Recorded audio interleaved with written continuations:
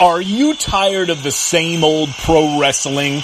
Then check out the amazing action on Powerslam.tv, the biggest indie pro wrestling channel in the world. Get over 4,000 hours of the best pro wrestling events from over 110 of the biggest names in the industry from over 15 countries around the globe.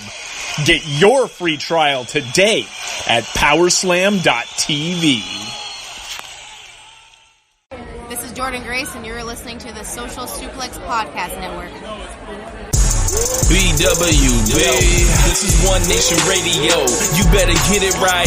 Rich Latta, James Boyd came to give them life. The Blackest Wrestling Podcast has come to kick all ass and drop it 6 feet if they're kicking trash. Word, let me welcome y'all to something different. And if you dig it, man, you should let some friends listen. We be getting it in, this on the regular, dude. Ravish and flow, but this shit rude. See, James don't rap, so I had to break it down. The whole network, man, we coming for the crown. Raps in the columns, I keep them both covered. Making the beats too, so the listeners can bump it. Hit us with the rating, yeah, I'm saying it's a 5. Before you hit it, talk, bob your head side to side. It's One Nation Radio, and this is the beginning. It's Rich, and I'm here with James. It's time to listen to One Nation. You got to unleash the power of the pyramid. This is Mike Sempervive from WrestlingObserver.com. Check me out on Wrestling Observer Live every day. And also check out your boys, Rich and James, on One Nation Radio. This is Kenny Omega. We're listening to One Nation Radio. Check it out, guys. These guys know what's up. Big Kenny Omega fan. That's all that counts to me. Goodbye and good night. Hey. Ladies and gentlemen, welcome to this week's edition of One Nation Radio. I'm your host, James Boyd. With me, I have our other host, Rich Latta. What's going on, man? Not much, man. Just been playing a lot of the show 20 MLB. I created a closing pitcher and did another road to the show. So now I have a shortstop and then I have a closer. So I pitched an entire season in a day yesterday. And did you send this stuff? No, I pitched 56 appearances or whatever in relief. About 112 innings there, and I ended up with like 48 saves or something like that because they weren't all save opportunities. Bro, and I'm into the next season now. You played how many simulated innings of video game baseball? So I pitched 112 innings, like combined. We gotta find you something else to do. Anyway, seeing that, like, we just saw what is probably gonna be the worst show in WWE this year and probably in a couple of years, we decided to bring Jeremy on. You know, we didn't expect this to happen, but it did. And, luckily, we have some familiarity, so we can call this the Fuck Out of Here Draft 2019 and a half. What's going on, Jeremy? What's up, guys? Oh my god! Just amazing. Initial thoughts on this abomination of a show, this travesty of professional wrestling. I don't even know if you can call it professional wrestling. It's something that looks like professional wrestling, except like it's deformed. It's like, what if we had like the worst version of like everything that is like the worst professional wrestling and put it all together and stir it in a pot and give it to people for like 2.5 hours? Like, that's what this show kind of was. It's crazy, man. Yeah, this was awful. We got a lot more besides that to get to, but first, you guys should know that support for One Nation Radio and the Social Suplex Podcast Network is brought to you by Manscaped, of course.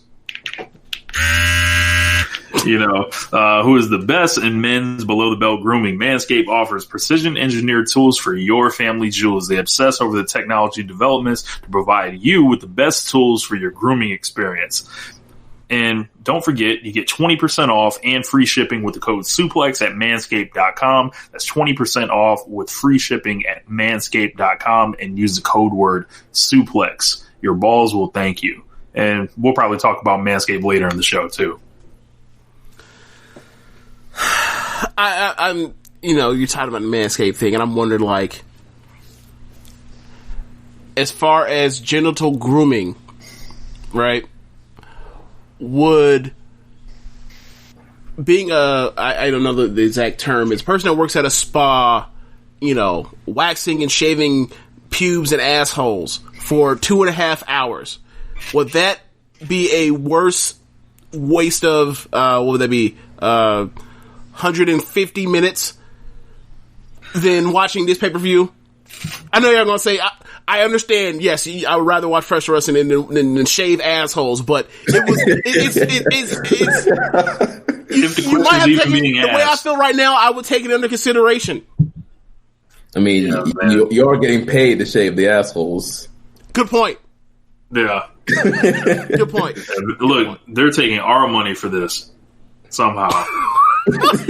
Remember this. Yes. $9.99 every single month for me to watch one of their shows. I watch their pay-per-views, and like occasionally I get suckered into watching an hour here or there of Raw, or actually not even SmackDown. I almost never watch SmackDown, but like I get suckered in. Kairi Sane, Asuka, Sasha or Bayley are having some match. Rey Mysterio's doing something. There's always just one fucking hook every other week that gets me to like tune in, and then I watch it for an hour or two, and I'm just like, this fucking. Then they don't give you a finish. Yeah. That's kind of what it was out of. And then I'll go to the pay-per-view and I watch pay-per-view and I'm like, yo, how are the pay-per-views worse than the TV? That's the reason why ratings are down right now. Man. So I guess before we get to Extreme Rules, like, James, I was on Keepin It Strong Style this week with Jeremy, and you know, we drew a lot of excitement, I would say, with that episode. And you know, I'm willing to stand behind pretty much everything I said on that show. I know there were some interesting reactions from you know, different shows across you know, the wrestling landscape, and it seems like we're on one side, and you know, some other folks is on the other side. But James, how about it? Evil, IWGP double champion, both belts, triple champion, 3 belts.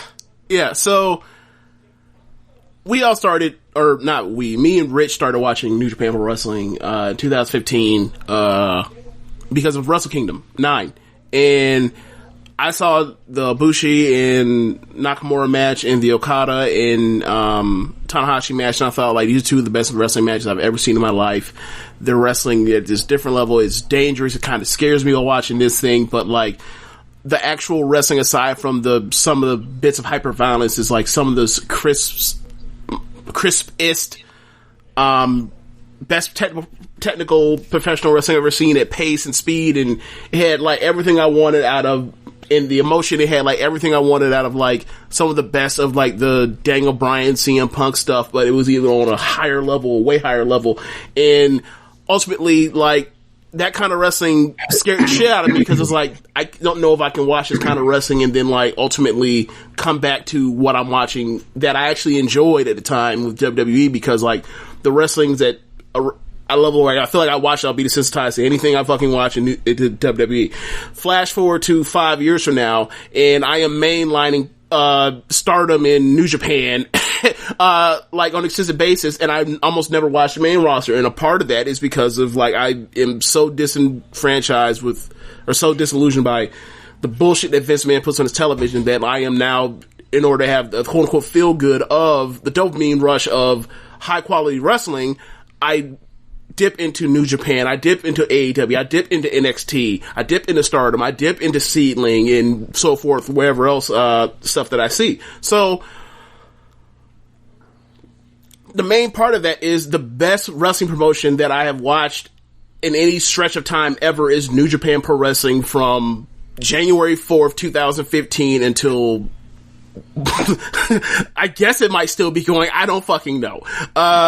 So in that is the Kenny Omegas, the Kazuchika Okadas, the Tetsuya Naitos, the Hiroshi Tanahashis, the Kota Ibushis, the Shingo Takagis, Mamoru Suzuki's, all of that. All these great wrestlers that have charisma that is off the charts, and have people losing their minds every time they're put to task to have a big match. And while watching these shows, there are these other guys, and they're the other guys that are either younger or not established, or they're missing one crucial piece. So as far as like getting that kind of connection with the fan base to from the domestic crowd there, or even for the people that are watching stateside or from the rest of the world, they're just on a level below that, or even 2 or 3 levels below that. But like, they're good wrestlers. Evil is one of those good wrestlers that's not even in the fucking same ballpark as the top of New Japan. And he's shown it over and over again for 5 fucking years. So for this guy to become the IWGP Intercontinental Champion, I find it to be fucking disgusting. I find it offensive. He's just not there. From the time I've watched it, like, this is just, it's nonsense. You mean it's never ever right? been, sorry? You mean the double champion? Yeah, double champion. It makes it even worse. It makes double champion, but like, I'm mostly talking about the IWGP champion. Because, like, for me as a fan, like, these last 5 years, it's always, like, no matter how many times they've, done fuck shit with WWE to where, like, oh, let's squash Kofi in 8 seconds. Oh, let's have the champion let's have him just swap belts on, brands like they're fucking, like, swapping rentals for the weekend. Like, it's just, that was the North Star. That was like, no matter what happens, I always know that one of the best wrestlers in the world will be holding that belt, and he will be super charismatic. He will be a superstar. He will feel legendary. None of that shit applies to Evil. He's a fucking guy. And what makes it work, sorry, I'll give you time to elaborate. Look, but y'all had an hour to do your thing, but let me get mine off. I have held on to this shit for like a week. So, the thing about it for me is, another part of it is, for me, is like, he's not gonna be no legend. We've seen him. We know what his work is. And in doing this, while I'm one of the people that do like the change, I like the music. I like the fact that he's, taking the hair down. I like the fact that he has pants and some nice looking boots on, as opposed to that bullshit he was wearing on his feet before, right? I even like the battle skirt. I like the new look. But this whole entire run in this tournament was the worst of Evil that I've ever seen. Evil was always a guy that would go out there and he wouldn't have a blow-away match. He would have a great match occasionally when he's in there with someone that's better than him. But usually, he goes out there and he gives you 3 to 3.5 star wrestling. And that's fine, because he's on the mid-card. He is now beaten his moreover longtime tag team partner. He beat the best wrestler in the world, and then he beat the biggest star in the company, the biggest domestic star in the company, all in one whop, all while doing this nonsense and having these matches that are just like, I don't want to watch this shit. And they know no one wants to watch shit. Like, obviously that's the point.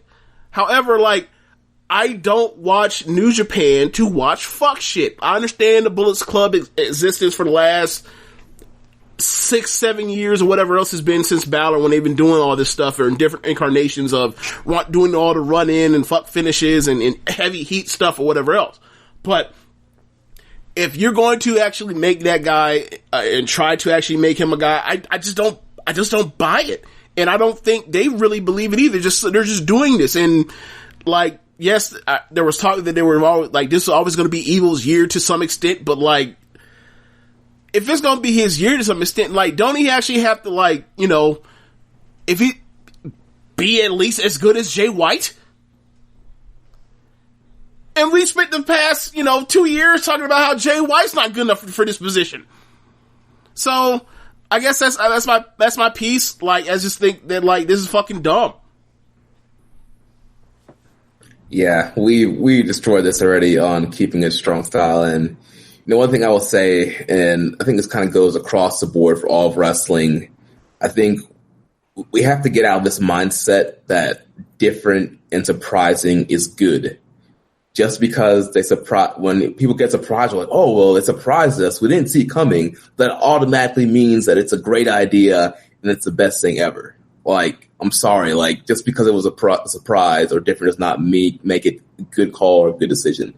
So I think that's one thing that people need to think about. And, James, you mentioned Bullet Club and how they have been cheating for the last 7 years in their matches. But if you go back and you watch the leaders in big championship matches where there are run-ins, the matches are still good. We recently watched Balor versus Tanahashi from Dominion 2013. This was what they were trying to do. Same setup. Balor just formed the Bullet Club. He's coming out with all of them with him. He's facing the top star in the company. He's a junior heavyweight facing a heavyweight. And there's a bunch of interference and distractions, but the match is so good. The actual wrestling is so good between Tanahashi and Balor that it kind of washes away the interference and gets the right kind of heat. And we've seen it with AJ, we've seen it with Kenny and Jay White to an extent. And Evil's just not on the level of any of those previous Bullet Club leaders. And with the Bullet Club crop that they have in Japan right now, they're just not what Bullet Club was. And so the whole package, it just doesn't work. Yeah. I agree. And to take off of your point about, like, the people that conflate new and different with automatically being good, which is, like, so dumb. But if you're talking about shaking up a status quo, like Evil betraying Naito and becoming the leader of the Bullet Club, or what temporary, whatever it is, when it comes to Jay White and Kenta when they come back, whatever. They'll figure it out eventually. But I was with that part. Like, and for him to win the New Japan Cup, I was down with that by him doing it that way. Like, I thought it was good storytelling of the final with Okada. Gato comes out, Yujiro fucks him, and then Evil takes advantage, and you just are to assume, oh, that's just Gato fucking with Okada because that's old country beef. And then it turns out, too sweet the fist, and then hit you with, everything is evil. There's your heel turn. I thought that was good. That part I'm perfectly fine with. But Naito getting his ass beat for, 38 minutes, or probably like, 30 minutes out of a 38-minute match. Like, it's just like, no, man, like, I don't want to watch 3-star wrestling for 40 minutes almost. Like, that is the shits. Like, we clowned the fuck out of, Joe Coffey at, Blackpool 2 in January over that. Don't go 40 minutes if you're only a 3-star ass wrestler. Well, what did New Japan just do? They went out there and Joe had Coffey 3-star wrestling. Same guy. Right, but here's the thing, right? Walter's better than Naito at this point. Oh yeah. So I mean, they were asking. This is another. You file this match under the Naito is done folder. Like, and Josh made a good point. Like, it felt like if the whole idea is this is his homeboy and he's trying to put him over, then like you got to do more. And then it falls to your point that you said on Keeping It Strong Style. He's not Tanahashi. He's not a go hard. He's not going to like have you living and dying with him. Like, he is a dude that like whatever happened to him is not the same, and he got rejected, and this is kind of his thing now. Like, for them to start out by just wrestling after this dude his homeboy just betrayed him the day before. Like, don't you want some answers? Don't you want your pound of flesh? Oh, it's a regular match. Like, I'm not saying this was Seth Rollins and Dean Ambrose starting the TLC 2018 in the lockup, but it was just maybe a hair or two better than that, or notch or two better than that. It's just, whatever. Worst IWGP title match I've ever seen. Yeah. And we all know, or not we all know, but does anybody here think that he's going to go into the Tokyo Dome as champion? Hell no. I fucking hope not. So it's like, okay, cool. It's going to be one of those, oh yeah, we did that, and you look back 5 years and I'm like, what? What? He was a champion? Okay, whatever. And I don't know, I don't know. It was just dumb. But yeah, that whole match, that match is so much better if it's, it's 40 minutes. If they just do that, cut the time in half, you could have done the same exact match. It would have been a lot better. It would have served, it would have told a much better story. You didn't need all that. In 20 minutes is plenty enough time for a IWGP, title defense. That's fine. I don't know if they feel like they have to go that long or clearly what. they do. Clearly they do. And it's crazy because I think the wait and see portion of people were like, well, wait and see, what other matches he can have. I'm like, he beat Okada and Naito, who headlined the Tokyo Dome this year. Those were the big matches. No, not even that, Rich. Not even that, right?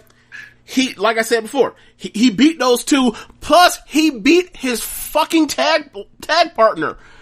Where else are they going to go with these stories now that you could actually draw interest in when he's a champion? And he's beat them already. Yeah. Now, obviously, you have to build a track, if you want to get back to those matches, you have to build a track of a path for them to get back to it. It's like, so wait, you're none of those stories are particularly interesting and it wouldn't draw on them, 40,000 people like they did to the first, Tokyo Dome, in January last year, or this year.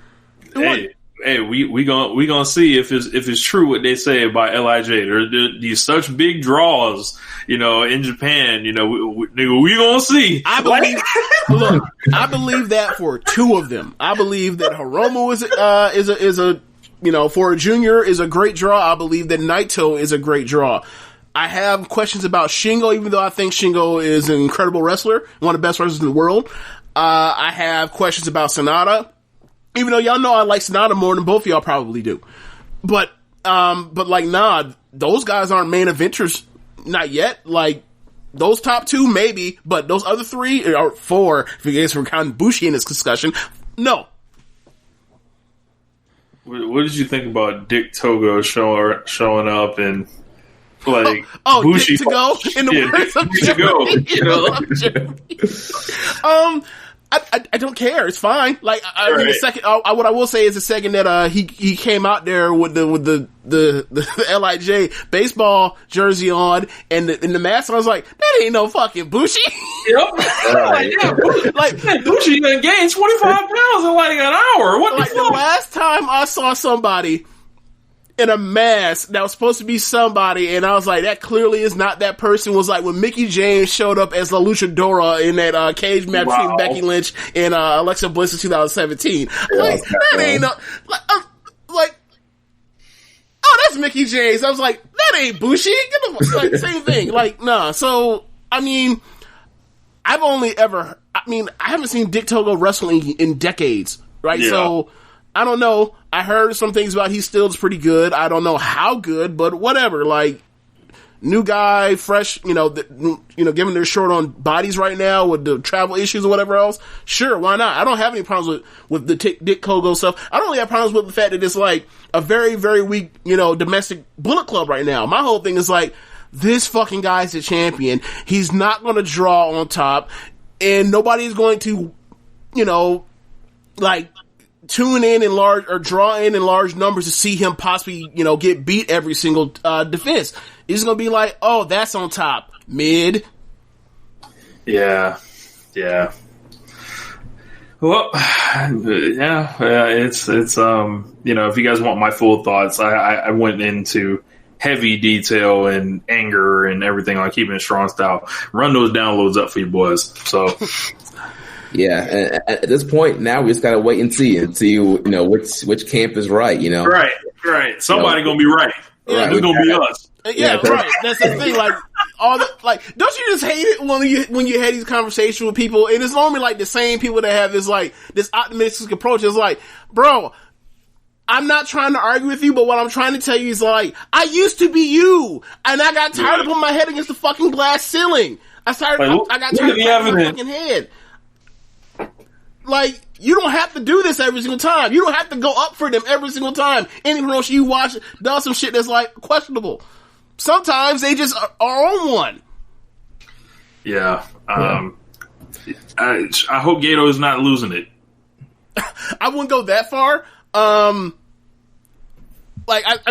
say this: if he goes to Tokyo Dome as a champion, then yeah, probably. Then I will start being where you are, where all sorry should start opening the app or like on shows, like be like, "Yo, is this the end?" But like, nah, because I enjoyed the two matches before that so much. It was like, okay, this is a bigger version of what happened with Jericho last Dominion, but.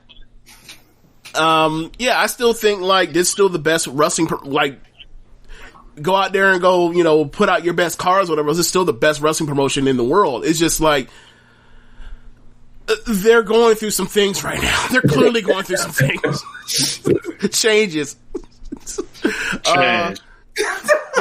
So, I mean, now that I got that out, I was actually planning on, saving that for after some of the WWE talk, or whatever else. But I guess we've got to stack it because like I'm only gonna be madder talking about the WWE than this. So I guess that is. So can we? So you are peaking, can we get to punishing the WWE now? What I was gonna say is like, Rich, you made the right call because you are peaking the match. You are peaking the show. So yeah. WWE, the horror show at Extreme Rules. What the fuck does that even mean? They showed us. So how should we even go? Should we start match by match, or should be convey to you how shitty this was because of the layout and like the streak of heel wins or whatever else, or should we just go big picture down because they had a fucking swamp fight and it was worse than anything I could have imagined? I guess just talk about the show overall and then we can go through the matches. Yeah, the show fucking sucked. Like, even when the wrestling was good, which most of the wrestling tonight was good, it was just, a night, it was a total night for the sports entertainment enthusiasts. Like, all the fuck shit, all the nonsensical BS, stuff that makes no sense, stuff like, they do something in parts of a match and then it doesn't pay off for what the actual story of the match is at the end for the finish. They were just out there doing shit for 2.5 hours. Luckily, it was 2.5 hours instead of 3.5 hours. Yeah, that's one of the pros of the pandemic era, is that pay-per-views have been shorter for WWE. Bad and short instead of long in bad. Yeah, and we say that evil. So what? So you hear that, evil? Short and bad instead of long and bad. Yeah. WWE, we talk about it all the time. They have an embarrassment of riches when it comes to talent.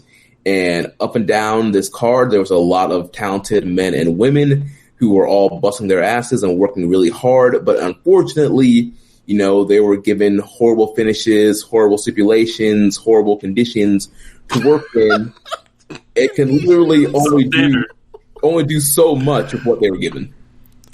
Yeah, man. This was like the company going out of their way to inconvenience the wrestlers and the fans all in one whop by giving them the most mentally challenged finishes that they could think of at that Alexa Bliss and Sasha Banks and Asuka finish is one of the worst match finishes I've ever seen. Literally inventing new ways to fuck your fans out of finishes, and then you got the world title match being booked directly out of WCW 2000. This is Russo's back. This is so bad, just up and down this show. Then you start talking about the swamp fight. I don't even know what the hell that was. Someone needs to stop telling Bray Wyatt he's a genius. I don't know who keeps telling him this, or it's idiots on Twitter, Rich. People that's encouraging him. Y'all need to fucking stop this, because this man, what he is. Okay, I'm going to bring up R. Kelly, right? No, Go ahead. Like, I know you're going to say. Go ahead. I'm going to bring up R. Kelly. Now, James has this thing where he used to call, like, the music that he wrote, he's like a simple-minded genius. Yes. Right? Because he could make a song about anything and relate it to, like, women, love, whatever. Right? But, like, he can talk about a key to a car and an ignition, and it just makes perfect sense. It's like your mind explodes, right? But Bray Wyatt is, like, the simple-minded faux genius. Like,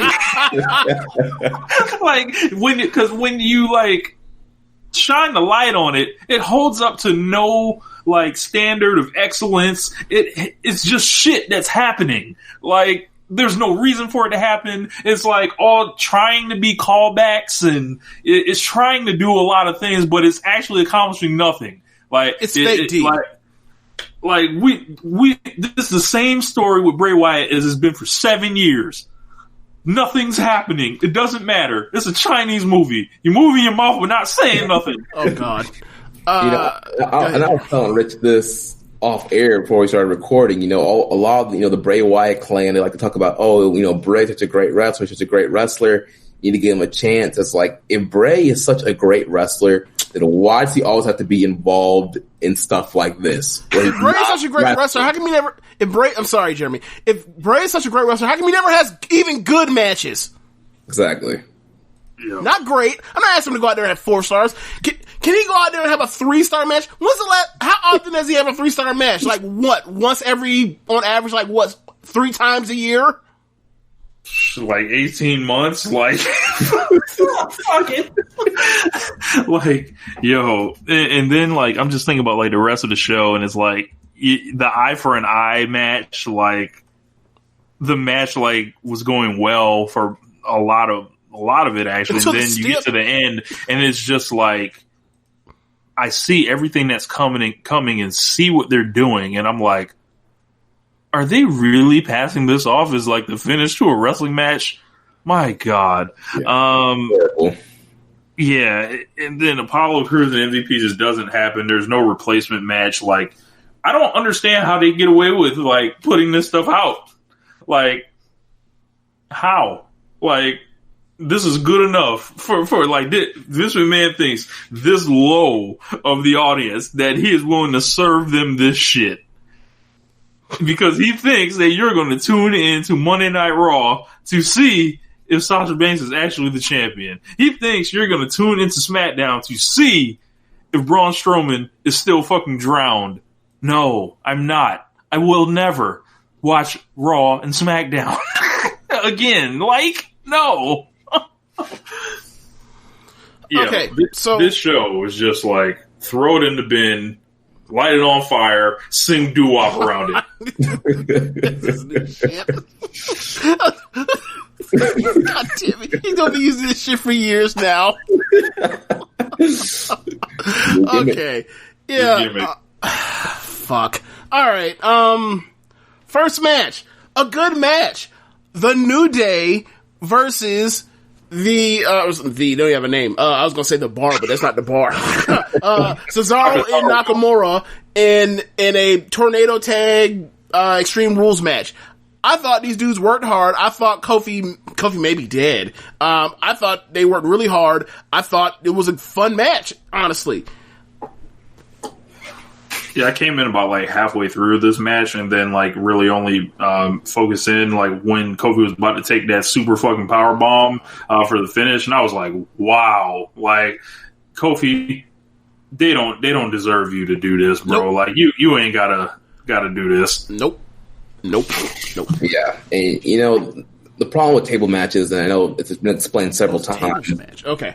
With tables matches, it's hard to, especially obviously we don't have real fans in the arena, but still with table matches, it's hard to kind of build up to those crescendos and to get that reaction when you got a false finish, a close near fall, a close submission.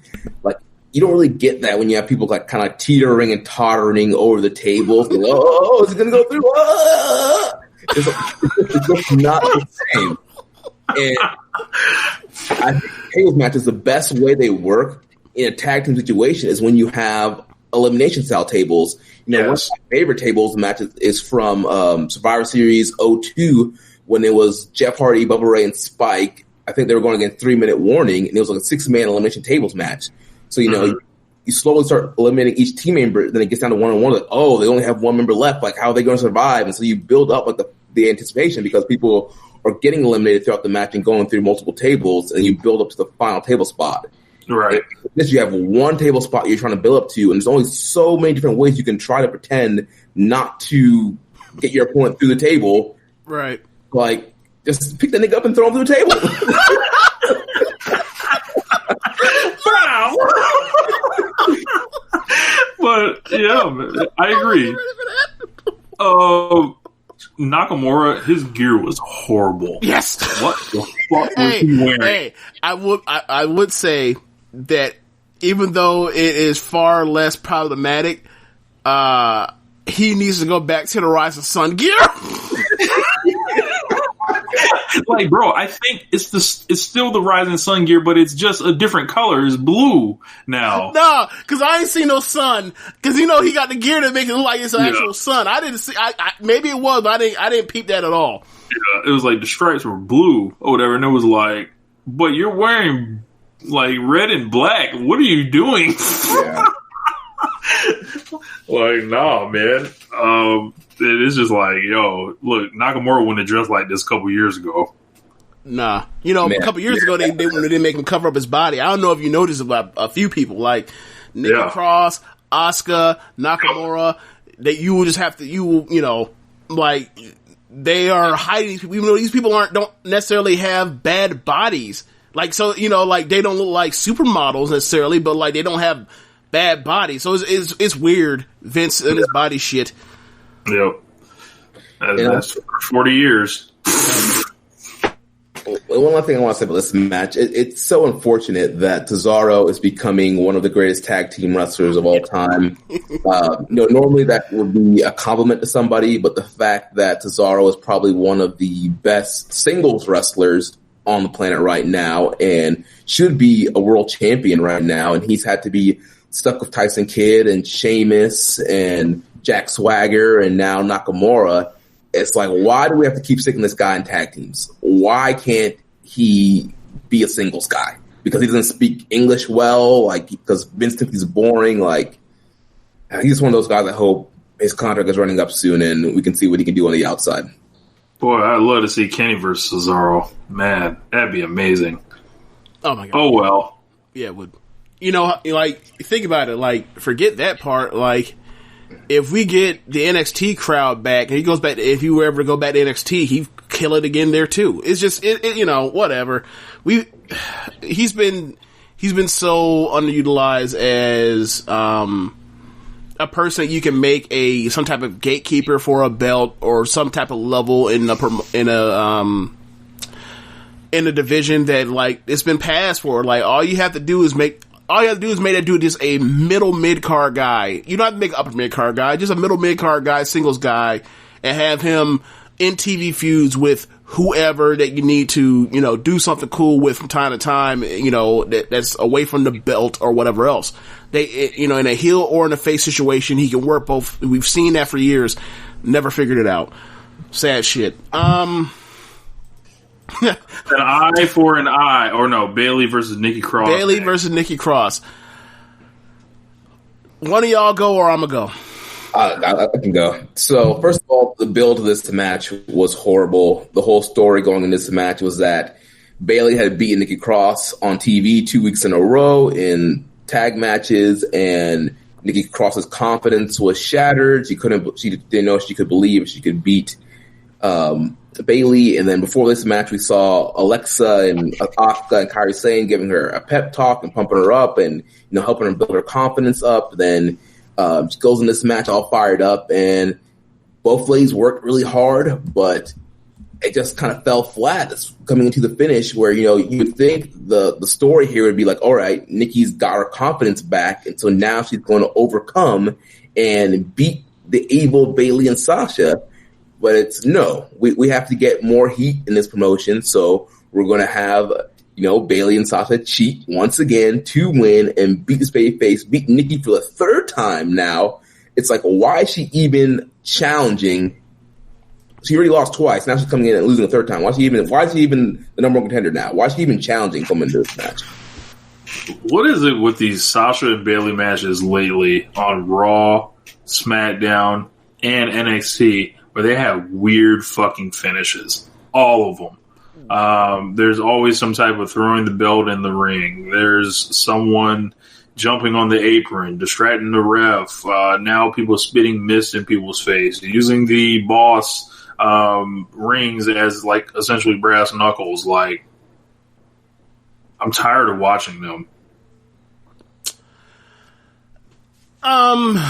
Let's see. Or hearing about the things that they're in. Like, because there's always like some type of bullshit to get out of it or whatever. Yeah. Like, it's the funniest shit ever that, like, they used to beat them like a fucking Cherokee drum, for what? The better part of the last 5 years. Both of them. Gave no qualms, gave no fucks. And then, like, oh, Ronda Rousey is only 1 year thing.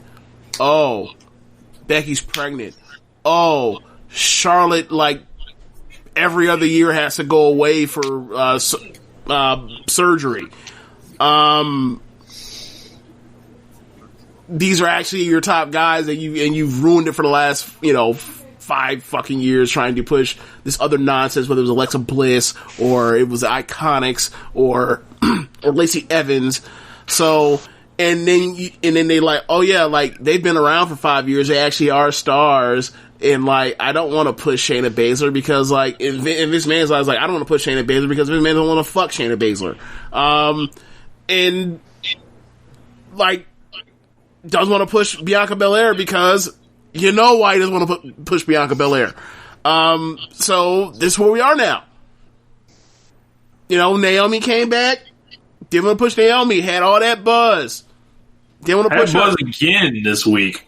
Yeah. Oh yeah. Kiki Palmer wants to play her in a quote unquote biopic, which is like that's never gonna happen. Because Vince never let her become a star to even get a biopic. Amazing. Yeah. Yeah, so they treated him like shit for so long until now, like, oh, these are actually the these people that have always been dependable for me to go out there and beat them and like cut them off at every single important moment of their careers. Oh, now they're actually people that I have to depend on in order to, put out TV. Because, that's where I am now. So it's like, this is their own making. So in order to keep, do this, they decided like, let's make them this heel duo, and they just cheat, and all their matches are filled with bullshit at the end, and regardless of how good the match actually is until the bell rings, and that's where we are. But the thing is, as far as the Bayley match, her confidence is shaken. Nikki Cross's confidence is shaken.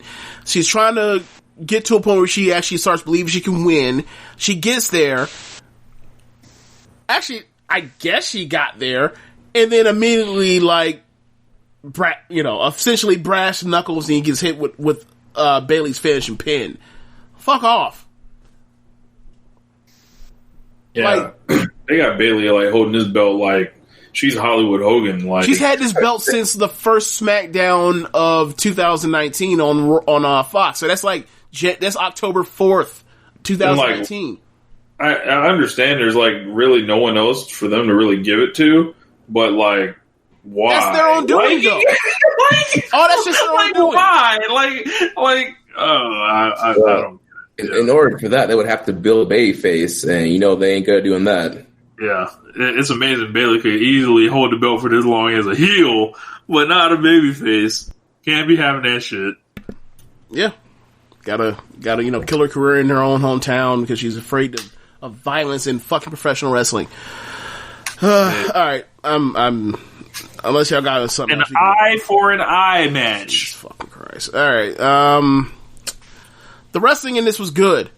The problem was that they kept having to come back to the stip, which is somebody has to dislodge the other's eyeball out of the eye socket, which is fucking ridiculous and fake, and they couldn't even find a way to make it look halfway believable. I will give the wrestling a thumbs up, but like just the worst, like high school theater prop production you could imagine. Like this isn't like a $1 billion company at all by any means.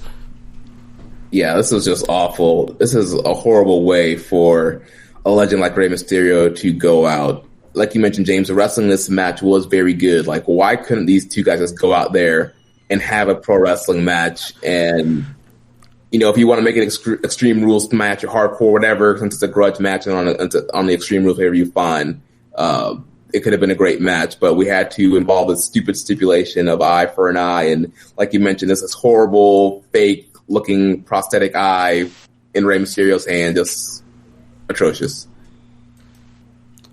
You're also forgetting the fake vomit. Oh yeah. They have Seth Rollins stands all the way on the other side, so the camera can cut to him, and then Rey Mysterio gets handed the eyeball. The camera swings back to Rey Mysterio. He has a fake eye, right? Puts it on. Then the camera swings back to Seth Rollins. And he's like throwing up apparently. Yeah. And then the camera swings back to Rey Mysterio, and then like his son is running out, and it's like, wow, these obvious camera cuts. Yeah. Like, we know exactly what's happening here. Yep. Did you try? No. Well, they didn't try hard. Yeah. And it's like, but it's amazing that we're even expressing disappointment of how it didn't look, it looks so horrible, and it's like, this shit's ridiculous to begin with. Right. Like, like, we shouldn't be worried about no fucking eye for an eye match. And like, fuck off. Another part about it is, how did this whole thing come about, Rich? Jeremy? So, heel Seth Rollins injured Rey Mysterio's eye. By doing what?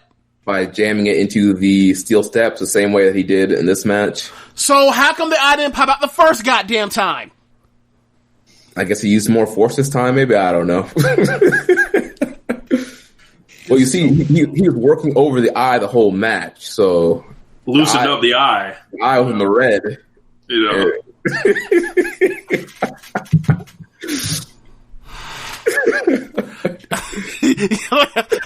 I'm just trying to keep it fucking together right now after you say that. That was such a terrible choice. That's the worst thing you've ever done to me, Jeremy. How can you work over the eye? Get the fuck out of here.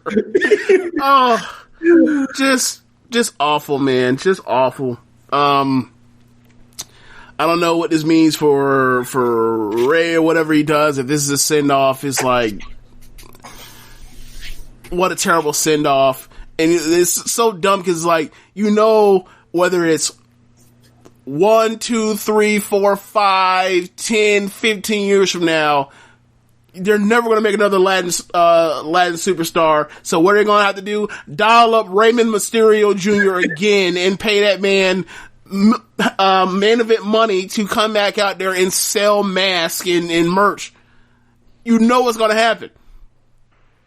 Well, I hope Tony Khan got his number. Yeah, so we can see Ray get treated with some dignity out here. Yeah, I want that man to walk out on Dynamite tomorrow or Wednesday. Come home. But come out in 2 weeks, walk out there and just look in the camera with both eyes and just smile. Yes, I'm back. You know, both eyes looking good. Oh my gosh. Yeah. All right. What's the next fucking match? I forgot one thing. Before we got to that match, there was the bullshit with MVP and Lashley, where where MVP won his scheduled match with Apollo Crews via forfeit because Apollo wasn't there because he has a kayfabe neck or shoulder injury because Lashley hurt him a few weeks back. That may be a COVID case. We do not know, but wasn't there. So he won by forfeit. So that at that point in time, like, from what we just mentioned with Cesaro and Nakamura, from Bayley beating Nikki Cross, MVP winning by forfeit, Seth Rollins dislodging one of the greatest baby faces of all times, out of the fucking socket. That is 5-0 for the heels on this show. I'm sorry, 4-0. Then we get to Sasha Banks versus Asuka for the Raw Women's title. This match was great. It was a great. I had the 4 or 4 1/4 in mind, and then the finish happened, and I was like, never mind that. I'm not even gonna put this on my recommended matches list. This is bullshit. I fucking hate Vince McMahon's nonsense.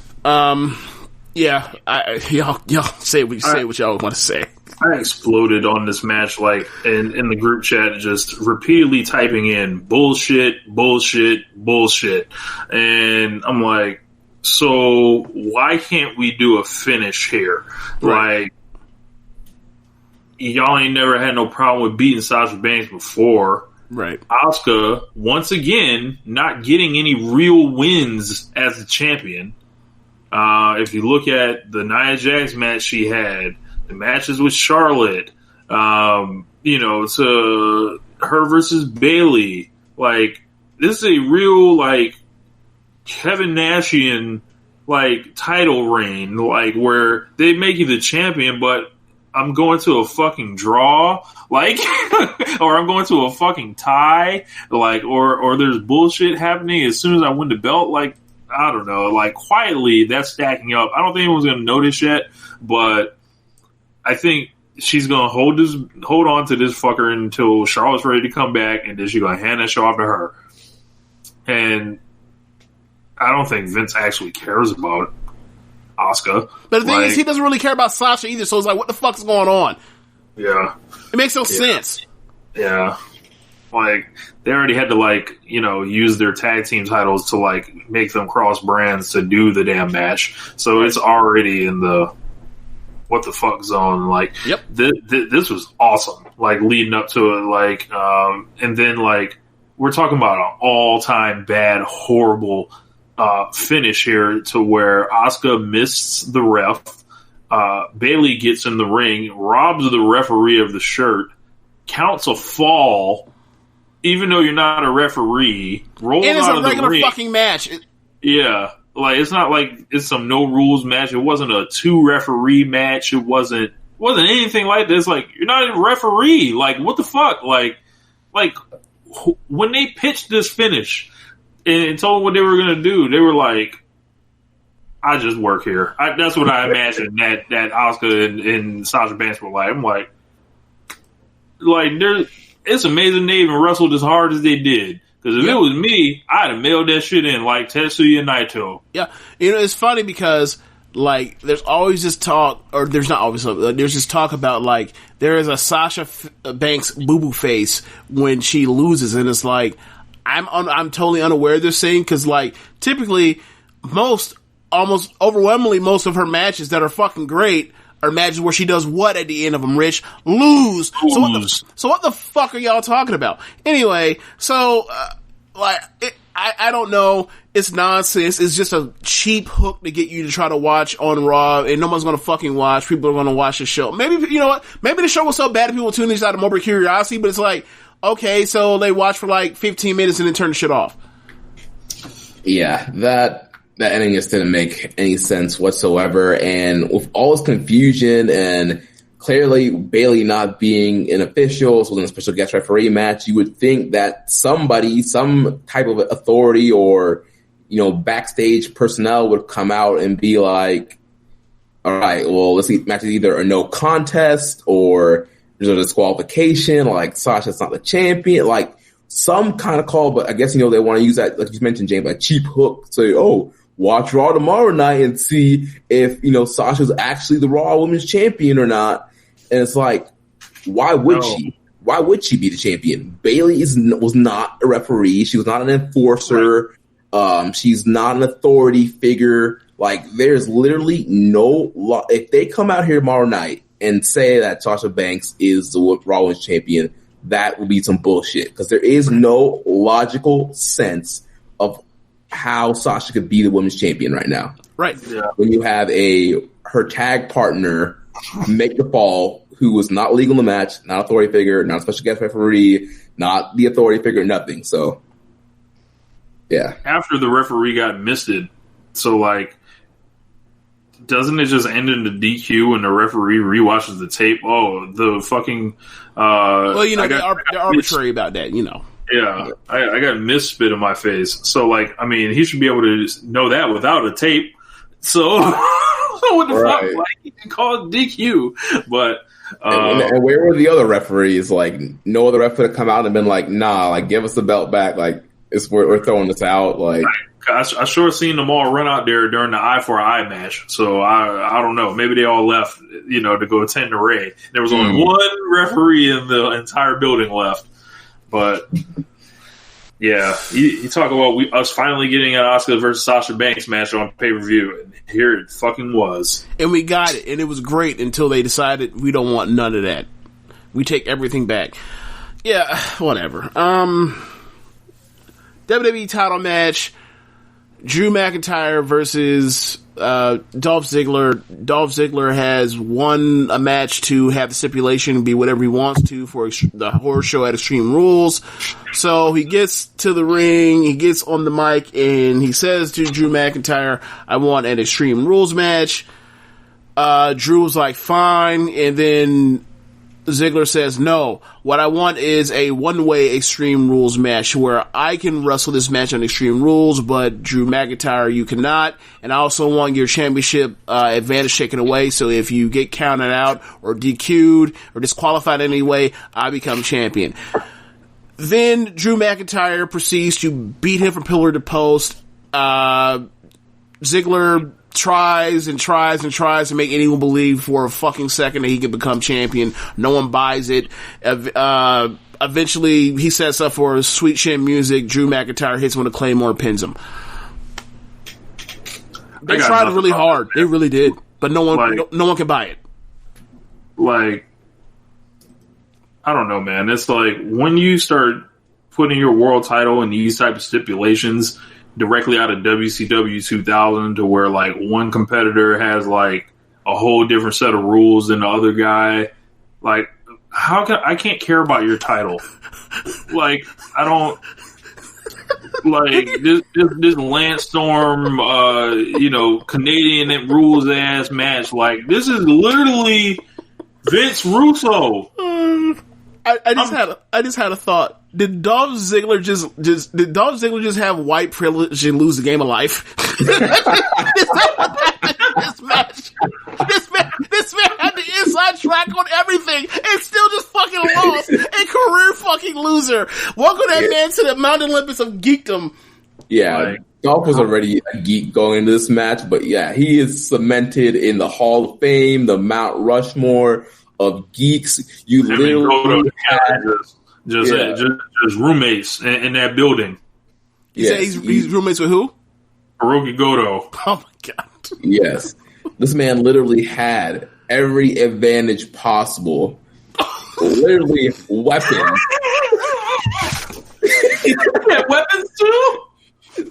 And he could not beat this man. No, when you said he had every advantage possible, I was drinking water. I was like, just like white privilege. This straight white male went out there and had basically a handicap match and fucking lost. Hey, bro, I never want to go away. I don't want to see you show up nowhere to wrestle nowhere else. Go away forever. No AEW, no New Japan, no Impact, no MLW, none of that. Go away. First table. Do comedy full time from here on out. Do TV, do all that stuff. You will have a much better time trying to get Vince McMahon to give a fuck about you. You've been there since like what 2000, since before 2010. It's never gonna happen. You keep trying. They keep pulling you out there to get beat. It's over, bro. I know the checks is nice. If it's just for the check, then I will withdraw everything I said. Keep cashing them checks. But if you out here still trying to think that it's going to work out for you, it's never going to happen. Bro, the Dolph Ziggler defense is like, that's a WWE title trope at this point. Yes. Like you gotta. We do not believe in you. We will send you out. We will going to send out somebody that no one gives a fuck about you beating. Yep. It will not be the main event. Like Dean Ambrose, Kofi Kingston, and now Drew McIntyre. Yep. Like I feel like the second fans come back, Vince can be like, "All right, let's send it in. Let's get Randy or Brock or something like it." Yeah, right. That feud he had with Seth in 2018. Yeah. They didn't number cool him down until the Dean Ambrose thing let that man froze on ice. Like, yes. Yeah, that was for the IC belt where that's also a trope now. Where it's like, yo, we don't even see this dude being an Intercontinental champ. Yeah, motherfucker has been in like the IC champ like 40,000 times. It's over. Amazing. Like the only time it worked was with the Miz, ironically, like that, and that was like that feels like a whole generation ago, like 2016. Like my that's back God, when the show. That's back when SmackDown was good every single week. Yeah, it's amazing. Oh my God! All right, oh, fuck. I wish Drew could get a real chance, though. I wish he could because he's like trying so hard. I like really Drew is. McIntyre. I believe in him. I think he's everything you want a champion to be. I just hope Vince don't like pull the plug on him and never fought with him again. Like because wasn't none of this shit his fault, bro. Like the pandemic, like none of this shit, like like he comes out. Like it's funny because like you remember what Arn Anderson said about Zack Ryder. As far as him never getting a shot, about like he shows up, he looks great, he's in shape, he does everything with a smile, all this stuff, he tries hard, blah blah blah blah blah. Like Drew McIntyre checks off all these boxes. He's big, he's tall, he's Vincent. He looks like Vince's type. If you do a side by side of him next to Seth Rollins, next to Roman Reigns, next to Elias, next to Big Daddy Cool Diesel. He clearly fits that phylum of bearded, dark-haired, white dudes or whatever you want to, whatever. So, and muscle bound and all that. And he comes out, he cuts good promos, he has good matches, he tries hard, he never loafs. And this happens to him, and like his pay-per-view matches are good. Like he had the best pay-per-view match, or one of the best pay-per-view matches I've ever seen last year. I think last year has a good 3 of them since he came back. Right, he had one of them with him. And then I honestly like I don't know what a rating would be for this match, but like technically this is a really good match. It's just a match that I can never get into because like once I heard them announce that stipulation, I was like I don't get it. Like like. I'm sorry, like it's just bad booking. Like I don't even know about bad booking as much as it's like I understand why you stacked the deck against him, and I understand like the point of it is you're supposed to get behind him and encourage sympathy for all the stuff that is getting done to him. However, it's Dolph Ziggler. That dog ain't gonna hunt. Pick somebody else and do that with. Pick somebody that's actually a threat. That dude ain't no threat. That dude is Jason Wynn out there. Like, no. He is going to run up the field 8 yards and turn around. No. Amazing. The problem is that they don't have any threats is a problem. Bad booking. Yeah. Yeah, like, even if it's like, all right, well, we're bad at booking, we can't find a threat. At least find, or he's not a threat. At least find somebody else to give him a shot. Like, this couldn't have been, like, Andrade. This couldn't have been Garza. This couldn't have been Aleister Black, who they've been talking about is on a push for, like, the last whole fucking year. Like 18 months. Never gets a title shot or none of that, even though he's been protected. Like, how long are you going to protect this dude for? Rip the fucking Band-Aid. Like, name me one good reason that he shouldn't just, like, give Drew the black mask tomorrow and turn and be his next challenger. Like, wouldn't that be exciting? Yeah. Well, no, because that's going to be fresh, new, and exciting. Right, but they're not going to do that because they're going to go with Randy Orton versus McIntyre for SummerSlam, and you know it. Yep. And I'm going to go to sleep. So, yeah. Got any thoughts on this, Jeremy? Yeah, I mean, you guys pretty much nailed it. Yeah, in-ring work was solid. Stipulation was dumb. They stacked against Drew, like you said. I understand why, but yeah, it's Dolph Ziggler. Like that ship has sailed a long time ago. Long time ago. Through all their bad booking, they weren't able to build up any other credible challengers. Obviously, they've been building up Randy Orton, of all people. Like you mentioned, that's probably our big SummerSlam main event. Be there. Yeah. So Dolph Ziggler, I think, signed in WWE developmental in like 2004, 2005. Let's think about some. Okay, 2005. Let's think about some of the things that were going on in 2005. I was in high school. I was a senior.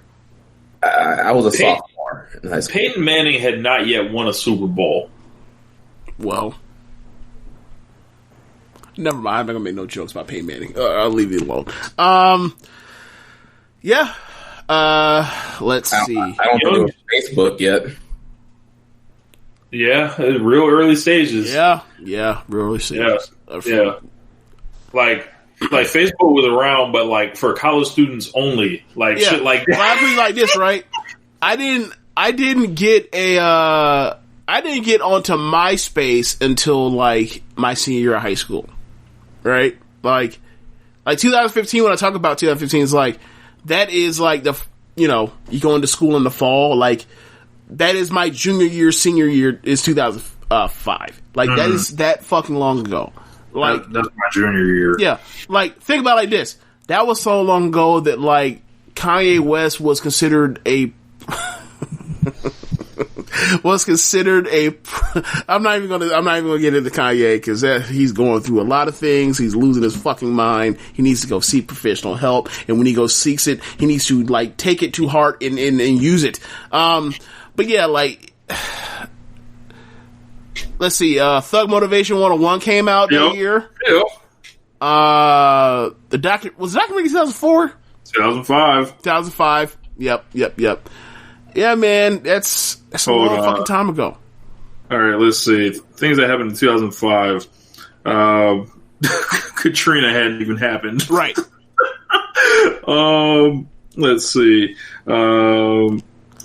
It's so long ago, man. Like, we don't have to go over all that, but like, basically, like, he signed in 2005, and it's like that's way too. I mean, he just feels super duper stale, and he's felt stale for like 5 years. Destiny's Child announced their official breakup. Oh my god! Wow. Jessica Simpson and Nick Lachey filed for divorce. Wow. The Colbert Report premiered on Comedy Central. He's on CBS now. Jesus. Yeah, man. Like, it's really, really bad. Hell, I'm trying to think. Sports wise, what can we come up with there? Oh God. The NBA Finals went to 7 boring games, or not boring, but there was one great game. The Spurs and the fucking Pistons go 7. 2005, the White Sox win the World. Oh no, not the White Sox. The Cardinals won the World Series that year. All right, we get it. All right, it's bad radio. Let's get to the main event. Was it for the title? No. Oh, okay. Can you imagine he comes out the swamp with the mask on, and he holds up the fucking belt? Like, who gives a fuck about it at this point? All right, yeah. Terry Schiavo. Oh, man. Wow. 2005. Wow. Okay, so that's depressing. All right, so anyway, yeah, just more cinematic. I don't know. Was this the worst? Was this worse than the Street Profits versus the Viking Raiders cinematic wrestling? Was this worse? Yes. Or was this better? I don't know. I would say it's almost on the same level. So they're both. So they both can they can both basically like share the MVP trophy for having the worst or the least valuable cinematic wrestling segment. Like, it's just awful. Like, well, actually, you know what? This actually might be worse because the Street Profits segment wasn't supposed to be a match. Like, they were just like fighting each other. Like this that just happened out of nowhere. It wasn't an announced match. Like it just happened. And then this so was you're saying it's a backstage skit? I think yeah. Well, in the context is they were supposed to go out for the match, and then like they caught up in Tozawa's ninjas and nonsense. So yeah, I guess in a way, like yes, that wasn't a match, but we know that was supposed to be a match. Right. But whatever. Okay, this fine. Advertised top feud on SmackDown, the Universal Champion in there with the former Universal Champion in the main event pay-per-view. So yeah, I think this is worse.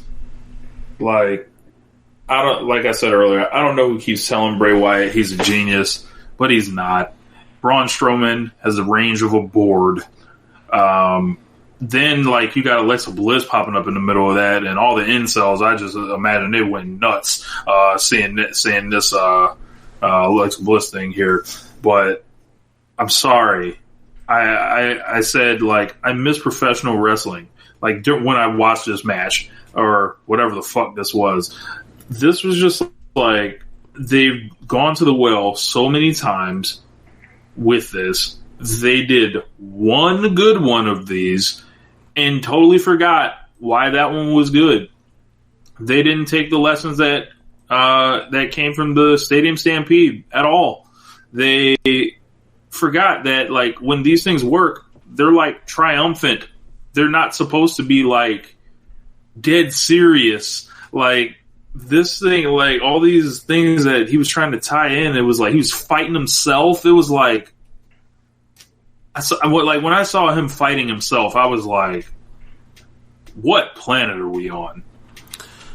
And the sad thing about it is like, this is not the first Bray Wyatt cinematic match. He had a fucking stinker with Randy Orton in 2017 at Extreme Rules. Wasn't it Extreme Rules? That was WrestleMania, wasn't it? No, the one after when they were fighting inside of that abandoned house. Oh yeah. Yeah. Bray Wyatt put plenty of bullshit out here for us to consume over the last 7 years. Did a fridge like fall on him or something like that? Yes, Bray Wyatt dropped a empty refrigerator on top of Randy Orton and is supposed to like, or actually no, I think the other way around. And he teleported out of there. He teleported out. Yes. And yeah, whatever. It's just Bray Wyatt is just the worst. Like the part that makes him the worst is like, he's so clearly talented in one aspect of pro wrestling. Like he's clearly full of ideas and he's clearly a great talker. So it's like, he's gonna keep getting chances because he's a great talker and he has some ideas and some of them do work. But the thing is, he's the dude that's dangerous because he's so respectable in one aspect that like you keep getting a chance in these other aspects like wrestling or presenting wrestling like content aside from when he's talking, and it fucking sucks. But you keep getting suckered into the fact that he's a good talker. Look, if they haven't like realized the wool is being pulled over their eyes with this talking, like they will never understand it. But here's the thing, Rich. I don't think that he's necessarily getting over and slapping these dudes' heads because he is playing, because Vince wants shit that's not wrestling. So, by him doing this shit and being good in these one aspect, he keeps not praying, but like, Vince keeps falling susceptible to the he's fucking, this, yeah. Right, like, he keeps like, if they were in different fads away from each other, they wouldn't be out putting out this kind of nonsense on a consistent basis. But the fact that those two are together and they're toxic for each other, as far as a television product, it keeps happening. Yeah, get this shit off my screen. I don't ever need to see another Bray Wyatt match, honestly. Yeah. Ever. Like, we've seen it all. Yeah. It's funny. He's a wide-ranging, one-trick pony. Like, it's different as, the presentation may seem. It all ends up bullshit in the end. His range is all things spooky, all things thrillery. All that stuff, from the Cape Fear stuff to creepy Mr. Rogers stuff, to the Fiend stuff, to the cult leader stuff. He has this range as being a person that can play all these different characters, but at the end of the day, the bell has to ring, and it fucking sucks. Or the bell doesn't ring, they have to take him on location to do something that's wrestling adjacent, and the wrestling adjacent stuff sucks too. And it's convoluted, and like it's exhausting, and it's like the worst thing ever is he keeps getting like, stop putting him in the ring with Daniel Bryan. He gets in the ring with Daniel Bryan one time, and then people think, he's over. All the stuff, all the bullshit, whether it was Royal Rumble 2014 or it was Royal Rumble this year. He gets in the ring with Daniel Bryan. Daniel Bryan's one of the greatest wrestlers ever lived. He goes out there and Daniel Bryan carries him to some very good match, a match that's way above expectations, and then you think, alright, new slate is clear. No, that history's there. Look at that fucking track record, goes to a cage match. So we were talking about this before, right? About Bray Wyatt. About how he may have, since he's been on the main roster, he may have a 3-star match, 3 times a year.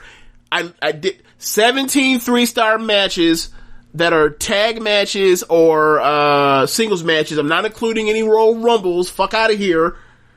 17 3-star matches. It's been around since the summer of 2017. We are now coming upon the summer of 2013. Yeah, right. We are now coming upon the summer of SummerSlam 2020. We are now coming upon 7 full years and only gotten 17 good matches that weren't like extravaganzas of humanity of 30 fucking people in the ring with him. Hey, that's like a 2.5 good match every year, every 10-year average, and that's so lame. Fuck out my face, Bray Wyatt. Yeah, this was just horrible. Like we mentioned earlier with Evil, Bray Wyatt's in the same category of people like, oh, it's different, it's surprising, like it's unexpected. That's why it's so good. And the Reddit boards and all of the think pieces that are going to come out tomorrow about all the subtext and backstory. It's like, oh well, Bray was wearing a Hawaiian shirt, which was a callback to when he was a cult leader. So it's a big, in-depth story, and Braun was looking at himself because he had to fight his inner demons, which is Bray Wyatt, to get through the swamp. And it's just like, no, this is horrible. Here's a new surprising idea that they should try. How about Bray Wyatt just never wrestle again? That's something new and different. Let's try that. I'm good, man. Like a real horror show. This show fucking sucked. Like, just all time bad. Like, and it feels like every WWE pay-per-view that I watched, there's something, because I remember after Backlash, it was like, what the fuck did we watch? Backlash. Like they had a bunch of 1-star matches in a row. They had the fucking ninjas. Yeah. And then they had McIntyre versus Lashley, and that was good until they decided nah, we need to get out of this to extend the feud. But and they're not going to extend it because SummerSlam we're headed towards McIntyre and Orton probably. So it's like, when are we going to the Lashley quote unquote rematch? Oh, never? Okay, cool, great, thanks for the fun finish. Appreciate that. All right, let's see. They had Bayley and Sasha against the Iconics, Sheamus and Jeff Hardy, Asuka versus Nia Jax on a double countout, Braun Strowman versus Miz and Morrison, Lashley and McIntyre, and then Randy Orton and Edge. So basically like a 1.5 match show. Right. Yeah. So that, it's just every month, they're producing some of the worst, cards that they've ever put on to match their shitty ratings, to match just the promotion feeling like a shell of itself from the last couple of years. It's crazy because they have more talented wrestlers than any other company at their disposal. Yet Vince is Vince is so fucking lazy that he does not want to put any work into trying to get anyone over. He is basically I need a 5-star. They're only, we always talk about this with college football, right? In high school classes, generally speaking, there's 35-star recruits, right? in pro wrestling, there's what? 6 of them, 10 of them, or whatever else. And Vince is acting as if like, unless you are a 5-star, 5-tool athlete, I will never, really try to make you a superstar. And it's like, there's only like 5 of those ever at any point in the world. We don't, and like, so what you're saying is like, he does not share the same mentality as Tom Izzo. Right. Like, he's just, like, my point is like, he's so fucking lazy and he's not willing, and he's gotten lazy as far as trying to adapt people into making it work for him. Like, the last person that had any type of like, star energy in that wasn't like a very already like super made product was like Braun, really. That's really it. Think of how many times he's killed Braun Strowman's That's career. my point. That's what I'm getting at. It's like, either be perfect or fuck off. And even if you are perfect, we will still fuck you up like Roman Reigns. Like, because we'll push you a year before you're fucking ready, or 18 months before you're ready. And then we'll blame the fans for them seeing that he's not ready yet. Because we're jackasses. Yeah. Yeah. Always our fault. Right. Yeah. Can we talk about Wednesday wrestling, please? Yeah. We can blow through that. Yeah, go ahead, Rich. You the AEW guy. Yeah. So what do we have? It was Fight for the Fallen. Yes. So they had to have another big show for Mox and Cage to happen on. So the opener, they were not counter programmed. Correct. Showed in the ratings. And she fell off a cliff, and it's funny, like some of the stuff like they do with NXT is like the hot shotting and all that stuff. Like, I read WCW probably like twice a year or whatever, and they always talk about like the hot shotting and not being patient and everything like that. And like we see who's doing what and who's doing what and when, and booking from a position of strength and different stuff like that. There's one promotion doing that and one that's not. So that's like why they get caught with their pants down in weeks like these, I think. But we opened up with Cody versus Sonny Kiss. Thought it was a regular match. I didn't think it was too bad. I heard a lot of kind of mixed reports on it. A lot of people felt like it was sloppy. I thought Sonny Kiss had an awesome entrance. I thought Cody, he was teasing a lot of heel stuff because he was just getting irrationally frustrated that he couldn't put Sonny Kiss away. But he ended up getting the win. What'd you guys think of this? Yeah, I thought it was a solid pro wrestling match with a good story, like you mentioned, of Cody getting frustrated throughout the match and eventually having to try and cheat to get the win. And as far as the match quality, like I do feel like Sonny Kiss was moving a few paces ahead of Cody, so there was some stuff that kind of missed, or some strikes that kind of whiffed, and some sequences that didn't quite connect. But overall, it was a fine pro wrestling match. I could feel them having issues early at the beginning. The story of Cody is, possibly the wear and tear of having to defend so often, / he's being a heel for, because, and Arn telling him to, pull his head out of his ass, which is funny considering that it's almost like every defense now is like, all right, it's your turn to be the heel this week, Arn. Oh, it's your turn to be the heel in the ring, Cody. So there's that. I thought it was a fine match. It's just a standard fare match that will struggle at the beginning and then eventually got to a point of pretty good, and Cody won at the end.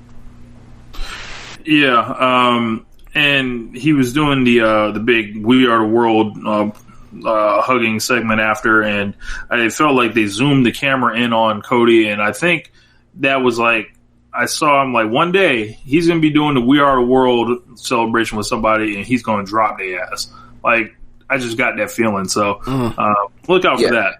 Yeah, and throughout the match, there were several cuts to Tully Blanchard. So they're, continually teasing this potential, 4 horseman stable, because Tully's been scouting Cody the matches for weeks now. And there's been, tweets with the 4, and Cody's throwing up 4, and Dash and Dawson have been throwing up 4s, and so there's this whole, potential 4 horseman stable that's probably coming. I don't know, man. I'm gonna just say it. I don't need to see a new 4 horsemen. Like, how they gonna use the name? B, is this like... Not even that. I got one for you. The thing about the Horseman made it special is, like, when they had the lineup of Flair, Anderson, Blanchard, Dillon. Those were 4 of the best promos on the planet all together at the same time. Whatever little outfit they're making out of the Revival plus, or FTR plus Cody, that means you only have one of those. Yeah. Cody, like, revealed the fucking ring buckle like he was Toru Yano. I forgot about that part. Yeah. But at least he's the one that ate it. Like clearly he was working heel. Yeah. Interesting match. What did we think of, like, about Sonny Kiss here? Like, to me, like, I've been watching Sonny Kiss on, like, Dark and coming along slowly from where he was last year at Fight for the Fallen, which I thought he was like, ooh, like he's like a project essentially. Okay. But what did you guys make of his performance here? Yeah, I think overall, like you mentioned, within a year time span, he's definitely improved a lot. I watch, like you, Rich, I watch Dark every week, and I'm seeing, his tag matches with Joey and some of the single matches against some of the enhancement talent that they've brought in during this pandemic era, and he's definitely gotten better overall in the ring. And like I said, I thought he was working a little bit too fast here for Cody, but overall, he's gotten better. I mean, the 450 looks great. There's a lot of kind of flashy moves, and I think he keeps getting reps on Dark and continues to, he's been working with Dustin a lot on some stuff. I think he's going to be pretty good. Yeah, I've only seen him a few times, but yeah, like there's something clearly there, and like straight up, like he's fucking fun. He just is. Like, I don't think he should be a singles guy. I think, obviously they've already done, they're already headed towards down the path with Janela or whatever else. And I think that was smart. Seeing him here, like, seeing how up and down he was during this match is like, this is somebody, you put him in the tag team with a quote unquote vet like Janela, we always talk about, like, veteran experience. Not all veteran experience is great veteran experience. And it's like, what's Janela going, Janela, it could be a bad influence. Not as far as, like, having the man, like, strung out or nothing like that, but, like, bad influence, go out there and do something, like, super high risk and dangerous and maim yourself, impale yourself. but yeah, like, I think that those two together, like, that's a good place to put him right now. And you do need more acts that, the Young Bucks and FTR and the Lucha Bros and Kenny and Heyman are gonna, like, beat up. Like, you can't just keep trotting out the best friends and beating them. Like, I enjoy watching Chucky T getting pinned, but, like, you can't pin him every other damn week. So yeah, like, I think they're a nice little, not nice little, that's condescending, but, like, they're a nice young gun tag team that you could put and potentially make, as some type of potential rival to, Private Party down the future. Like, I don't know what the fuck has happened to, Hybrid 2. They're stuck in Mexico. Stuck in Mexico. Gotcha. Okay. So, like, in lieu of that, like, you kind of need some young tag teams that try to kind of, put in that spot to where, like, they can come out here and give one of these, big tag teams a run and eventually lose or maybe even get a couple upsets along the way. So the next match we had FTR and the Lucha Bros, and this was a dream match for a lot of people, and it wasn't a dream match. Like, we didn't get a dream match. Nah. It was like it's amazing that it seems like no one thought about this until, like, it was actually in the ring happening. Like, what kind of match you gonna do? Right. Like, it's like, so everyone that was, like, when FTR got free, they were naming this as the match they wanted to see. Like, I don't care about FTR versus Young Bucks. I'm trying to see FTR versus the Lucha Brothers. And, like, it seemed to be like, a FDS like type thing just to, like, hate on the Young Bucks. But y'all got what y'all was asking for this week, right? Because like I'm not saying it was a bad match or anything, but like this wasn't the dream match or whatever, and it looked awkward. It looked like they were trying to wrestle two different ways because duh. And to me, I don't know. That's not like it's not.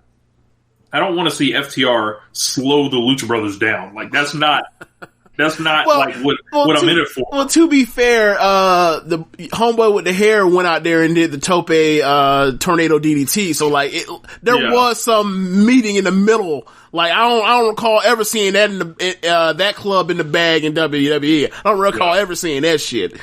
Yeah, but it just seems like there was a lot off. There were like some botches earlier in the match, and then like second half of the match was pretty good. I thought it was a creative finish. Your boy Dax Harwood's an asshole for ripping that man's mask off. Also, Phoenix bald. Did y'all know this?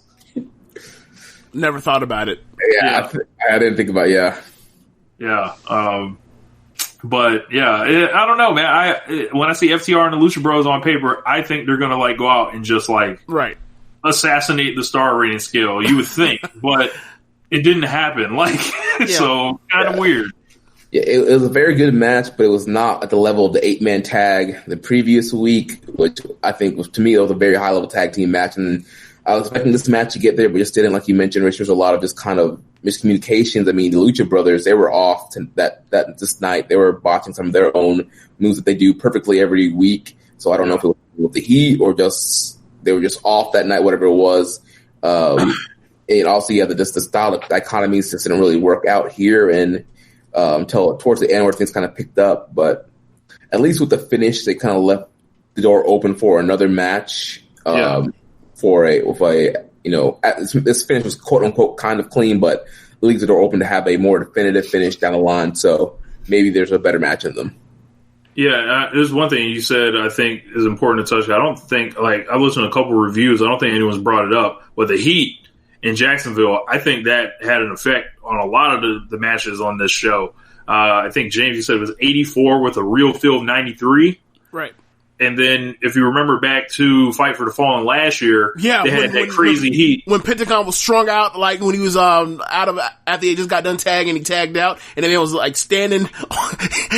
This was back when AEW, like, their camera was horrendous or whatever. Now it's just halfway good. But anyway, like, they had Pentagon after tagging out at the beginning of the match for a while, out in that Jacksonville heat for Fight for the Fallen, and he is he's by the apron, but he's on the floor, and you just see him just whole bottle of water. He's just pouring on himself and drinking. He's like, he's it's hot as hell out here.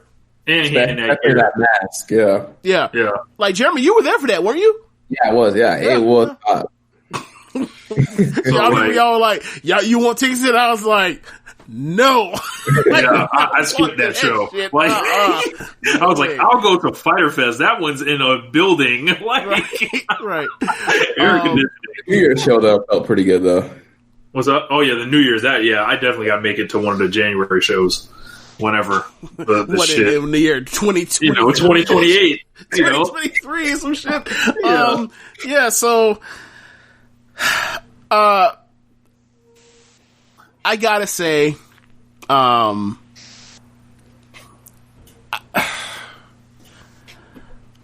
passive aggressive stuff after the match, like, okay, so, I thought it was a creative finish, but I remember, wasn't there a point in the ladder match of death from what is it, Double or Nothing, or no, it's from All Out.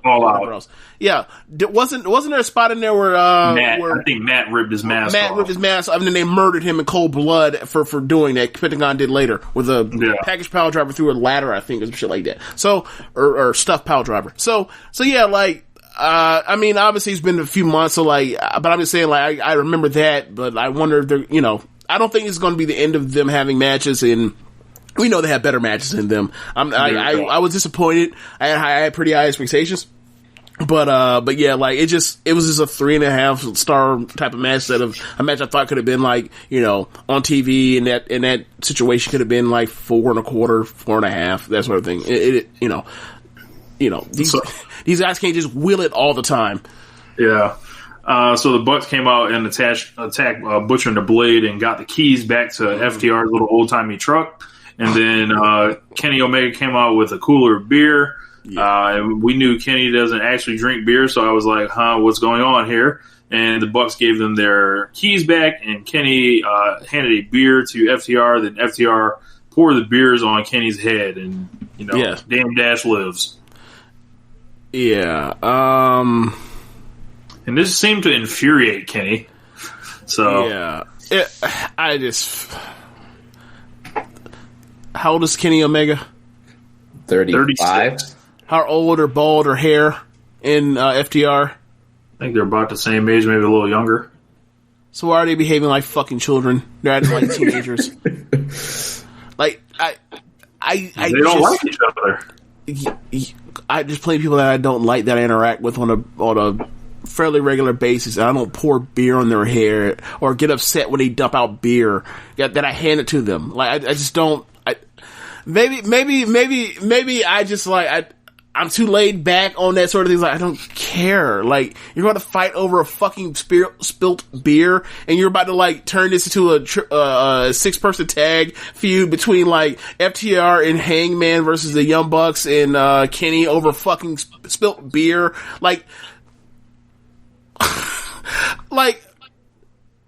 Whatever. Give me the match, but this is just childish to me. Whatever. Well, up next we had Chris Jericho, and he came out and said that he beat Orange Cassidy in one of the greatest matches in AEW history, and he won the ratings war last week. He explained that he's never been beaten in the 18 to 49 demo, and then he called himself the Demo God. Ridiculous. Okay. I was hating this until he said the Demo God, and then I popped because I was like, oh my God, this guy's done it again. Within minutes, it seemed like there was a t-shirt on Pro Wrestling Tees. He's great.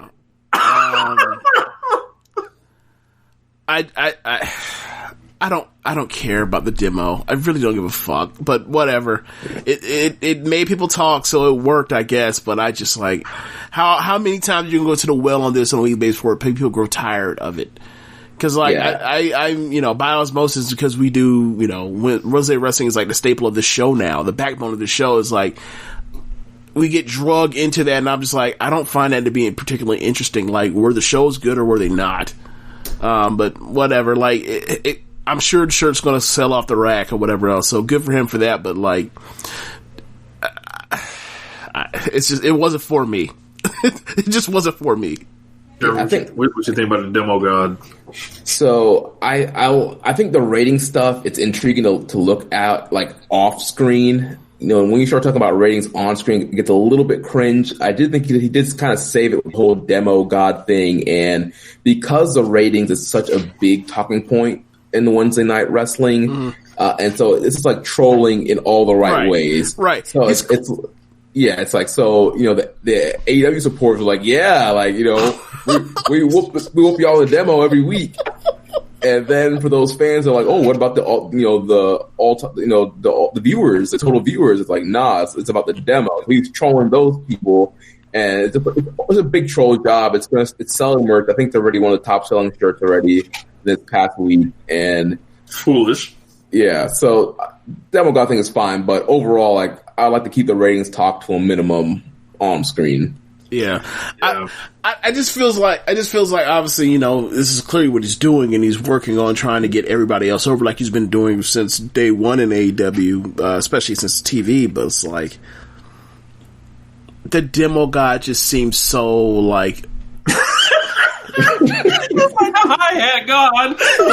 Okay, so for example, right, I know he's clearly trolling, but for me, it's I just find it to be so lame that it's I know that's supposed to be the heat, but it's I feel like Jericho could be doing something after he's already dispatched of Orange Cassidy. I feel like he'd be doing something better than this. I know he's about to do the Jungle Express thing or whatever else, or Jurassic Express, Jungle Express, and that's gonna be cool or whatever else. But because he's gonna beat the shit out of Marco Stunt, but like, I just like whatever. It's something to do, but I still feel like he's side questing right now. Like, I'm starting to look ahead and be like, all right, so once we get to All Out, what like if it's please don't say Tyson, but if like what's his opponent going to be? It's probably going to be Tyson, or it still could be Tyson, but like, I don't want to be Tyson under any circumstance. I don't want to see that shit. Like, it's two 50-year-old people fighting, and one's not a wrestler. Yeah, I don't want to see that at all. And one's not a trained wrestler at all. Look, if it's me, I'm booking Scorpio Sky to have that match with him, because they've already got history in the promotion. You are spinning Scorpio Sky off anyway, and you can either beat him or you can have him beat Jericho at this point. It's not a bad option at all. Like, when you're looking at like the faces that are around and who's there, Scorpio's also on that Matt Riddle program where he's older than he looks. So you got to take advantage of that. And plus, if you look at the booking too, Scorpio's in that 20 win club, but only like Kenny and Kazarian and a couple other people are in. There's not many people who have 20 career wins in the promotion so far. So, like you mentioned, Rachel, with him being singles now, that would make perfect sense. He can brag that he has a better overall record than Jericho, and that can kind of lead into the feud. Yeah, I think you get Jericho up to like 19 wins before the pay-per-view and be like, I'm going to get my 20th victory or whatever, or something like that. And then he doesn't wrestle until the pay-per-view. And, Scorpio Sky, I don't know. They can come up with something. But after they dump the juice on Jericho. That's another one part about it, right? So you have that as like, so back-to-back segments, we got people getting getting liquid thrown in their head. I was like, why couldn't they space that out or just not do one of them this week? Whatever. Yeah, the Jericho one felt so WWE-ish, liquid falling from the sky, ha-ha. I was like, I did not like that whatsoever. Yeah. I heard rumors that Jericho was saying that they were supposed to have an orange juice truck, and I'm just like, no. Like, oh my God. No. None of that. Like, let's not relive the 90s. Let's not try and be WWE with the ha-ha funny. We got, we spilled stuff on him. Like, no. Like, you saw Ortiz. Ortiz was trying to swim. Was trying to swim in the shit like he was Vince. Bumps. Yeah, this man was bumping off the juice. No, but he tried to swim like he was Vince, and I was like, I hated like between. Hate's probably too strong a word, but like I disliked that whole thing, like from that the whole demo god thing to the only part I like was the demo god. Sorry, the only part I like was the demo god. Everything else, and then he dropped the stuff, and I was like, this is so derivative and lazy, and the stuff that I've seen Jericho do, especially even going down to like, you ruined my jacket. My jacket is some ridiculous amount of money that it probably is not. Like he did that with Ambrose in 2016. Yeah. You gotta figure something out with that. So. But up next, we had the Elite versus the Jurassic Express. 5. And this was just a 5. Just dumb jump one wrestling. Just like go out there and do a bunch of crazy shit, y'all. Yes, sir, boss. Yeah, this tag match was awesome. A lot of people were kind of wondering what, AEW's specialty was going to be kind of going into pay-per-views and TVs. A lot of people thought, maybe it could be the Joshis, maybe it could be OWE and Shima and his crew. None of that really all kind of panned out. But the one thing that's been hitting are these, tag matches, multi-man tag matches on Dynamite on pay-per-views. Like the tag team division has been like one of the best things about AEW, and they've been knocking out of the park, every week with one of these like crazy wild spot tag matches, and this is becoming a staple, and they need to have one of these kind of crazy wild spot matches every week. Yeah, I love it. RLPW. Fucking Kenny Omega also ended his career this week by selling for Marco Stunt. So you guys got any thoughts on the end of Kenny Omega's career here? I mean, it was good while it lasted.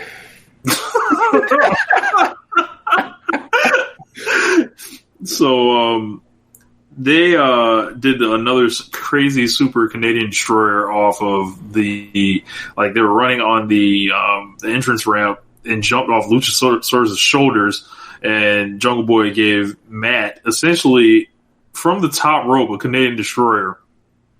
Unbelievable. Just like if this shit degenerates into like what kind of crazy Canadian destroyer can happen at any point during this 2 hours, I would love to see it. I love it. I thought the big man, he was pretty good in this match. Jungle Boy and Nick Jackson. I saw a comment where it looked like someone said Nick Jackson just wrestled himself 10 years ago. But I think the real talking point here is Kenny Omega snapping on Marco Stunt after the match, smiling and like beating the fuck out of that man, and then having to get pulled off by the Young Bucks. Look, I'm gonna tell y'all right now. Look, like y'all gonna talk yourselves into it. Yeah, like everybody, like they gonna talk themselves into it, and then they gonna be upset later. I can see it coming. Like Hill Kenny, you mean? Yes, they gonna talk themselves into it, and then they gonna get real angry when this man start like opening up these promos and really pissing people off, like and really just being at the top, and then people just going like it's a no-win situation. Well, for this man. What I will say is singles Hill Kenny, one will give me more of the matches I want to see, and two would actually give him some oomph as an actual character as opposed to just a great wrestler. And it's like he's still my in-ring performer of the year, but it's like I need him to talk. So like sure, like for me, I'm fine with it. Like anything that will put a mic in front of that man's mouth and will make him actually feel comfortable to want to talk shit or talk about how he's the greatest or whatever else, fine.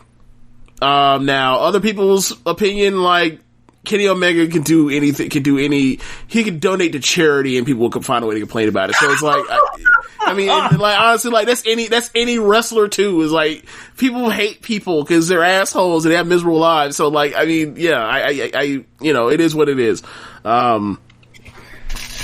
It's kind of been foreshadowed on BTE. It's like, I don't know. I kind of get upset about the obsession with the past.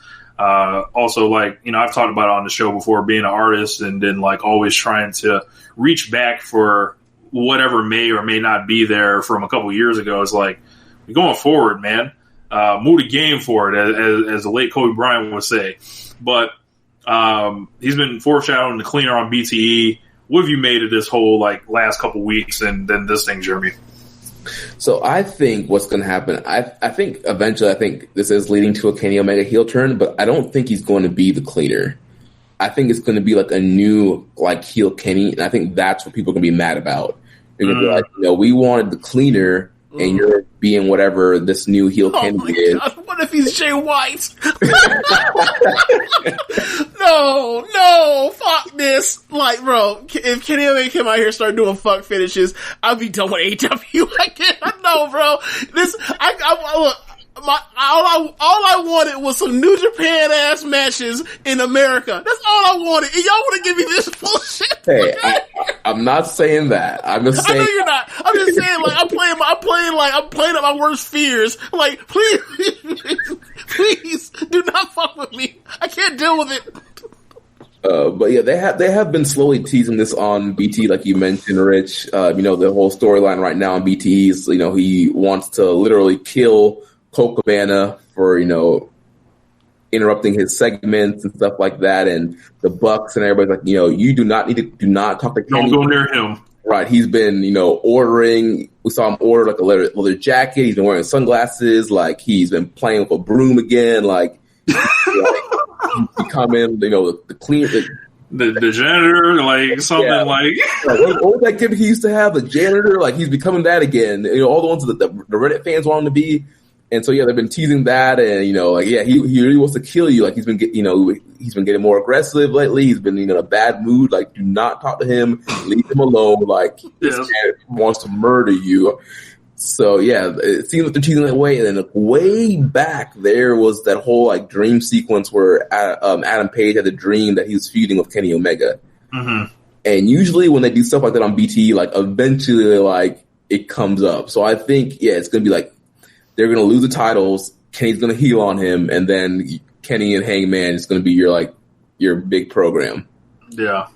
That's going to be like, I think they've taken like the proper like speed with it. And by the time it explodes, it's going to be real. I just hope Hangman's ready to step up. So I have a question, right? Like with the MJF outfit, Inner Circle being Inner Circle, the Dark Order, they're teasing Cody turning heel. They're teasing Kenny turning heel. And yes, both of them turning heels. You know what that means? They ain't got to wrestle each other.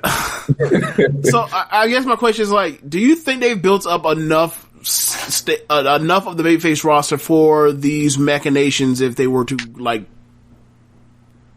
happen in the near future? Like, I feel like if you turn Kenny Omega and Cody heel is like, all right, so you have Jon Moxley and dudes that like we've only known for like a year. Yeah.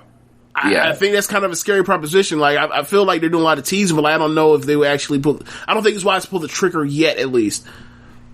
I thought you got to get more babyface up and running to like basically step into those shoes, and like Hangman's one of them, but Darby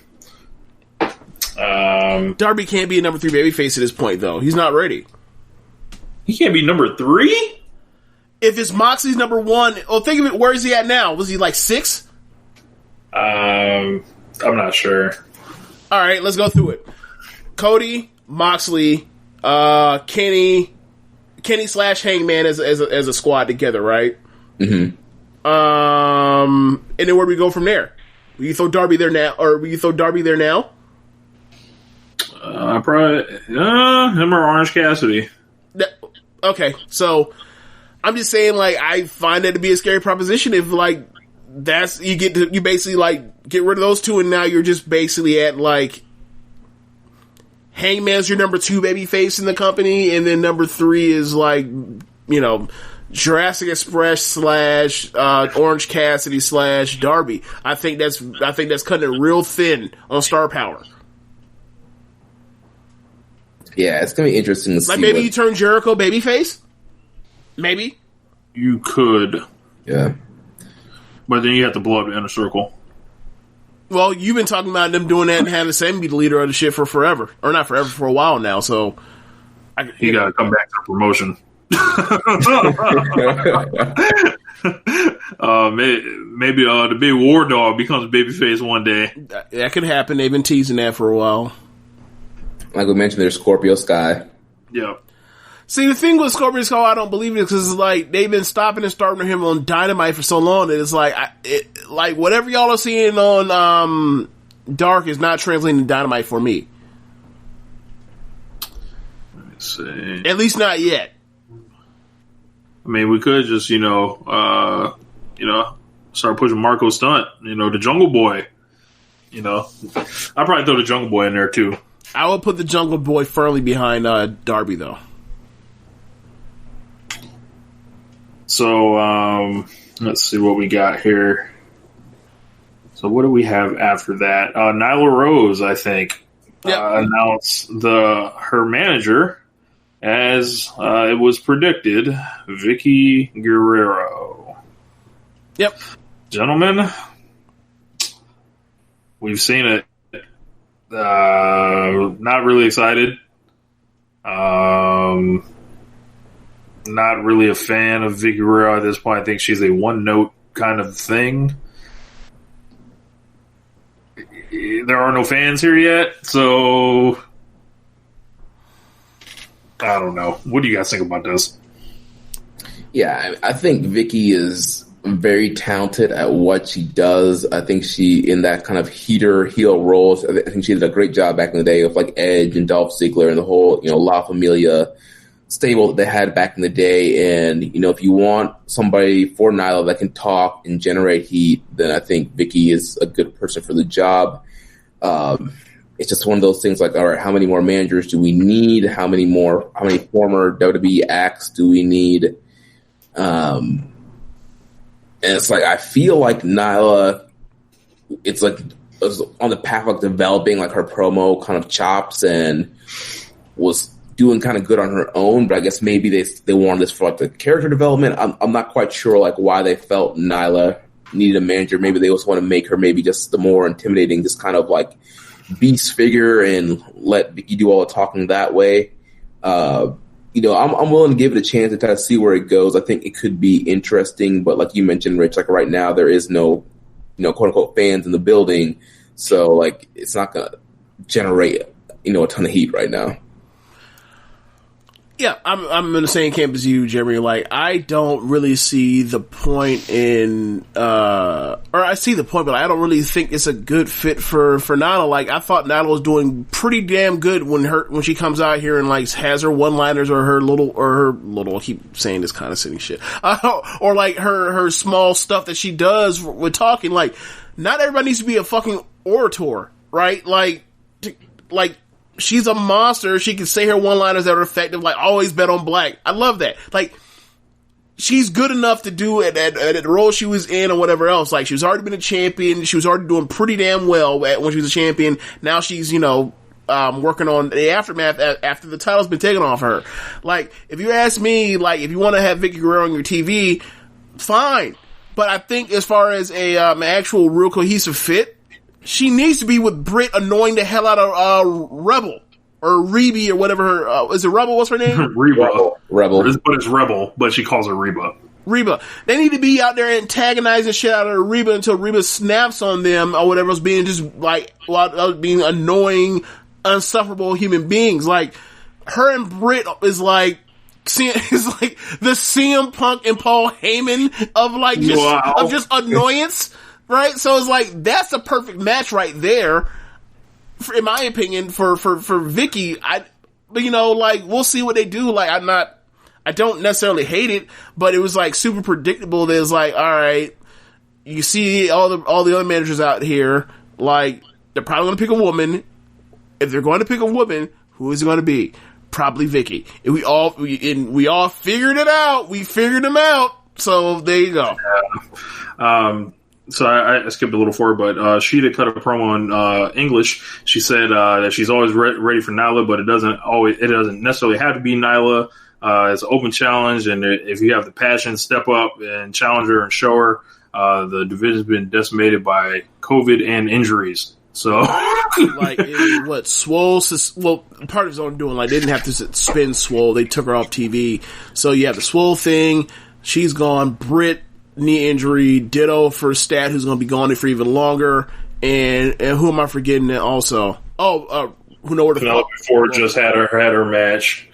Right, Riho is in Japan. She ain't coming. B's in the UK. Shannon's in the UK. Yep. Shoko Nakajima, Yuka Sakazaki, ditto. I assume they're in Japan. They're in Japan. Yep, they're doing shows.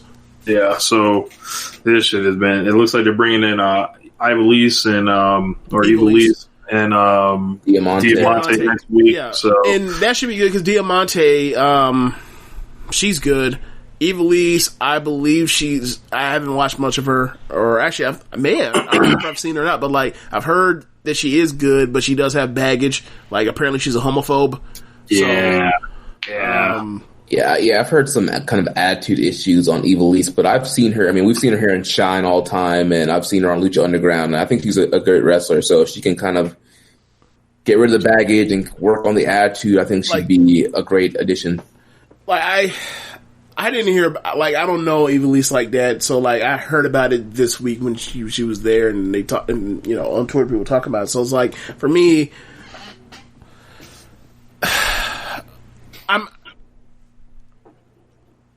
I don't know. Well, if it were me, I wouldn't have signed them. That for one, or signed Ivelisse. I don't think she signed. Okay, but or brought them in either way. Unless you're going to have someone, have, let it be known that, like, you need to atone for, this nonsense that you've put out in the streets.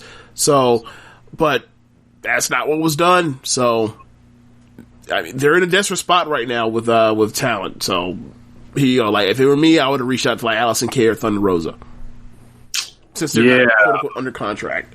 So that brings us back to the open challenge part. I would definitely I think you can count on one of them two showing up to run it at some point. Hopefully it's Thunder Rosa.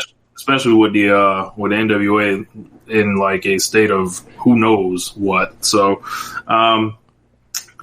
otherwise we would have the Nightmare Sisters, Brandy and Allie, against Kenzie Page and MJ Jenkins. So MJ Jenkins making her AEW Dynamite debut. She's defected. She's defected. She has jump brands. Like half the roster has already. Yeah. So it seems like so Brandy and Allie have been like working together rather well lately on Dark, and what this kind of seemed like was like they're working well together lately. Like as far as like they get along, or as far as their good work. Like they get along. Oh, okay. Like they get along in the ring though. I mean, it is all right. Like it's fine. Nothing. It's just fine. Like Brandy's like Sling Blade is actually really good.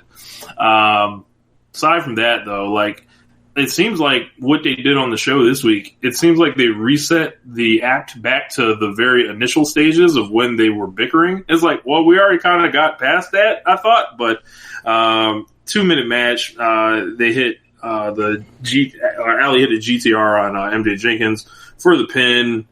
Apparently, there's some. Wait, like the Goto GTR? Actually, I think she did a final cut because she's been doing a lot of. He's been doing a lot of Dustin's moves. Okay. Yeah. Okay. So you're doing Goto's GTR on people. God damn. So, like, I don't know if there's supposed to be a AEW Women's Tag Division there or something, but they've been teaming up for a while. They're like 4 or 5-0 together, so something's happening. I don't know what. But, so next week they've got Cody defend the TNT title in an open challenge. Who knows? I haven't heard any leaks yet. Heyman Page versus 5 Allen Angels. Evilise versus Diamante. MJF will be fighting somebody. The Young Bucks will be taking on Butcher and Blade and a Falls Count Anywhere match. That's going to be fantastic. And then Luchasaurus and Jungle Boy versus Jericho and Jake Hager next week. Ooh, Jake Hager. Lucha Boy and Junglesaurus. That's funny.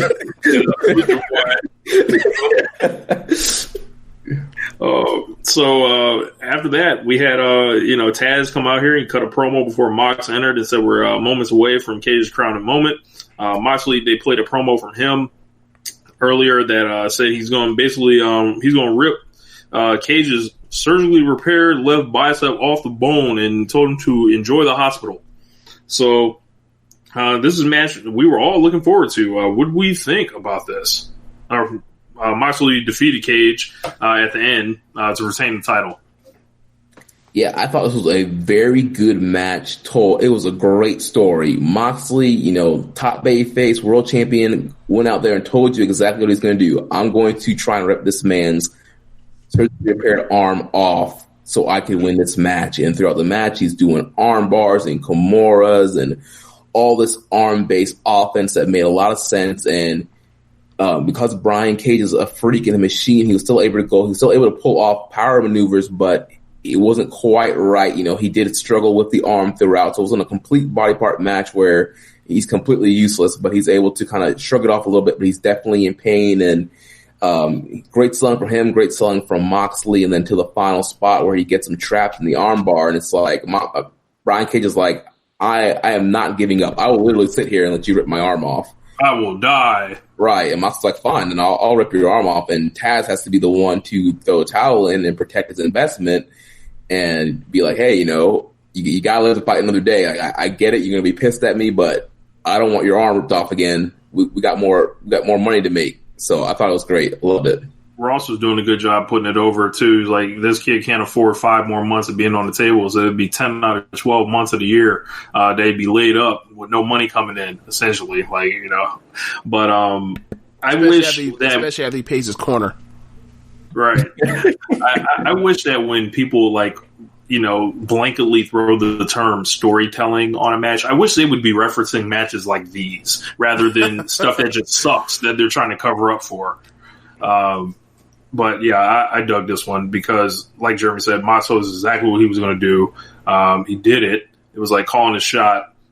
You had it being laid out for you in every, like, single possible way. The announcers explaining it to you, the work in the ring happening, and it seemed like they still had another level to kind of get to. So, what did you think about this one, James?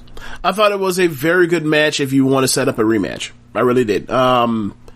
The last time I liked a match that, like, I thought was immediately going to lead to a rematch was like Samoa Joe and AJ at SummerSlam 2018.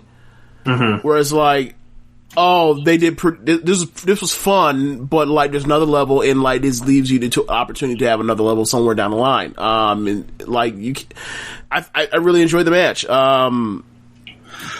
I think that I don't want to. Okay, him and Cage or Cage and Darby, because the finish of the match is after he throws in the towel. Moxley celebrates. Cage gets up. He attacks Moxley. Then the lights go out. Take a swig, Jamie Specter. And then out comes Darby. Darby ends up coming up top rope with his skateboard, and the lip of the skateboard ends up hitting Cage in the throat. He bails, and he's pissed by ringside, but you leave with Darby and Moxley in the ring together, making a save, which I guess is kind of like a mea culpa for, Floyd is so, hates Darby because, he didn't save Moxley that one time when there were 3 people in front of him. They were going to stop the path to get to that, but whatever. So, anyway, so yeah, 2 people, not 3. So, yeah,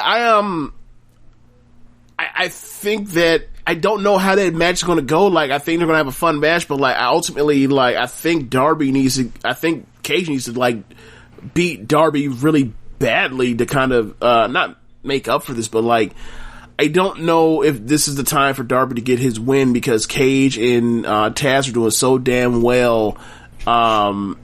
It's weird. It's really weird. I think you need to, like, move Cage and keep Cage where he is, like, high on the card as, like, a, top 6 level person, on the roster.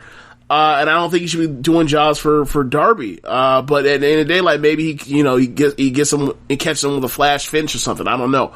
Maybe that's, but, like, they caught themselves in a situation where, like, I don't feel like you should be doing this program because I don't know if you need to be beating either one of them right now. Like, Darby, the way that the Darby and Taz thing, whatever else, Cage comes to the scene, he puts them on the shelf for like a month, and then, here we are. But yeah, anyway, back to this match. I really enjoyed it, and, like, I can't wait till they have a match again, and, like, him and Taz can go back at it on the mic again. Taz and Moxley. Yeah. So we got a question from Floyd. So he had a request for the show this week. He said, if you have time, could you discuss black singles wrestlers that are available to be signed by AEW? And he's talking guys that are ready to be pushed. So I'm trying to think. So when we think about people that are ready to be pushed, that are out there, the 2 that immediately come to mind are Leo Rush and ACH. Right. I mean, for me, the first thing that came to my mind was AR Fox. But is he in the WWE thing still, or is he out? It's tricky. So he was under Evolve contract in WWE. He's bought Evolve, and they've brought some of those Evolve guys on TV. We've seen the Sculpt, like Leon Ruff and Adrian Alanis and Liam Gray, who've all been trained by AR Fox, and AR Fox was the leader of the Sculpt, and we've been seeing those guys being jobbed out on NXT and 205 Live. Especially Leon Ruff, my God. Yeah, so it's AR Fox's contract stats are kind of up in the air. Nobody really knows what his stats. He's still running his school in Georgia, but if WWE hasn't brought him in yet, and they're not going to use him, like, I would think this maybe he's a free agent at this point, and I would be trying to pick him up. Yeah. I think you gotta, like, if you're looking like someone that's like not an immediate name, AEW actually has a couple guys that are like floating around their access, like Will Hobbs. Me and Jeremy were talking about him before the show. You can push him as a Black Goldberg. Like, like literally, he can just get in there and be big. And it seems like I think he's a former football player. He was on Dark this week, running wild with like huge power slams and spine busters like Arn Anderson. And he looks like he's about 6'4", maybe 280 if I'm not mistaken. Big dude. If you guys are, a couple weeks ago when Britt was out there, there's a big black guy next to her. That was Will Hobbs. They had him playing security. Yeah, he was like guarding Britt Baker or whatever. Oh God! And I think he was sitting at ringside last week. So yeah, and he's been on Dark, and this past week's Dark, he was wilding out, spine busting everybody. Looked really good. Yeah, they did sign Lee Johnson, who's kind of in the role Jungle Boy was in last year, getting beat like a drum. I think he's like 0-11 right now, so he's a young lion right now. So yeah, beat him. Then there's like Saeed Al-Sabah, who's out there. He actually is no longer under MLW contract. He seems to go in and out of contracts quite often, or at least twice in recent memory. I don't know the particulars on each of them, but I know he is out there. Troy Hollywood's out there. Snoop Strikes is out there. Treehouse Lee is out there. Basically, there John are a lot Davis. of... Yeah, John Davis is out there. Big, tough motherfucker. If you want someone that's just tough. They did recently just sign Ricky Starks, who looks like he's going to be set up to be getting pushed soon. So this thing has come up once again with, I believe it's AJ Gray, who did an interview, expressing his disappointment about the lack of push black wrestlers in AEW, and he actually put the word black on it now. So it's not like, hiding behind the diversity word as it was before, because he gave a great example of like what AEW is doing with the women's division. He also, talked about, I saw him, posting on Twitter. It's like, don't tag me in the Cody and Friends belt post or whatever, because they were asking who do you want to see the open challenge, him to face. So he wanted to take himself out of that hat. So I don't know if this is like a personal thing with AJ Gray and AEW. Like maybe like he just thinks it's all bullshit, or he was slighted by them in some type of way we don't know about, or whatever the situation is. But it is it's becoming a more noticeable thing every time this pops back up, because it's like, well, we're seeing more people being brought in, right? Like Brody Lee, Lance Archer in the last couple months, Brian Cage, and Jericho's friends, and Cody's friends, and Young Bucks friends, and yeah, absolutely. Yeah, and we did a long segment on this before, and my kind of row where I would be upset was if I felt like there was like no type of path in, because like we know how a lot of this shit works in every business. It's a very who type thing. So one thing that I have seen is like through QT Marshall School, there's a lot of black wrestlers that have come through QT Marshall School, and it's like, man, like he has a lot of guys, like, and that is encouraging to see. Like we always count the people that pop up on AEW Dark, but it's like, there's not that many people they're signing during the pandemic, and if they are, they usually have really big names. So I don't know if it's a situation where they're not trying to commit to lower people, but Pineapple Pete's right there. He's already got himself over. Mm-hmm. Who else? Like I said, Will Hobbs, Lee Johnson, Sean Dean, Musa is there. Trying to think. Is it Musa Smith? I think his name's just Musa. Musa. It's just Musa. But I think definitely like Will Hobbs. That's who you want to like have. He's a big motherfucker. You can't say he's too small. Can't say like, he's green because he's big. Like, so he can hide all that. Like, if you can do it with Wardlow, like you can do it with Will Hobbs. Yeah, I'm at a point now to where, like, it's super valid and it needs to be addressed at some point. Like, Ricky Starks is cool, and Ricky Starks had that match with Cody, and I thought he was damn good in it. And like, I'm interested to see what happens next with him. I'm interested to see what happens with this tag team with Janela and Sunny Kiss. Scorpio Sky thing, I'm still just like in I'll believe when I see it thing, because like it's been so stop and start with him since November. And obviously had to, figure out how they wanted to handle the SCU departure thing or split or whatever the hell that is. But, it still seems like it seems like it's been a long time coming in and it ain't got here yet. So, along with that, like, everybody, including WWE, has a bunch of black jobbers they come out here and they just beat the piss out of. So it's like, I'm not giving them props for signing jobbers.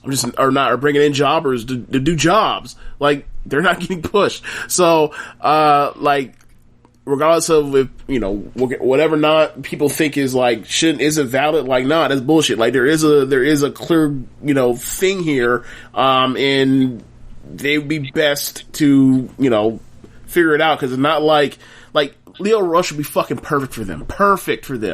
I don't know if he wants to wrestle, whatever the situation is, but like, you gotta at least make fucking phone calls. You gotta at least let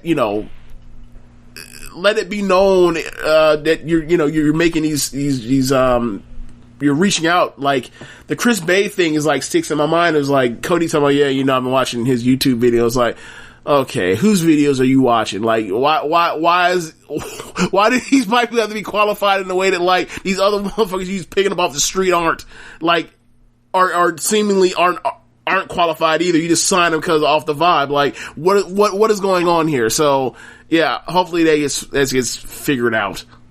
Yeah, and like with the Chris Bay thing, like how long you been watching? Because Chris Bay is a name I heard Cody say several times, and now he's signed with Impact, and now he's a new X Division champion. Right. It's probably been in Impact for a while now. So how long were you watching? Like, how long did it take for you to finally try to pull a trigger, and then wait until Don Callis signs him up? Interesting, very interesting, because like the company's only going to get older. It's only going to get more established. Like, the people that are in the roles are only going to get further entrenched in them. So, like, the longer it takes, I think the longer it's going to, unless things get solved now. Right. It's like you can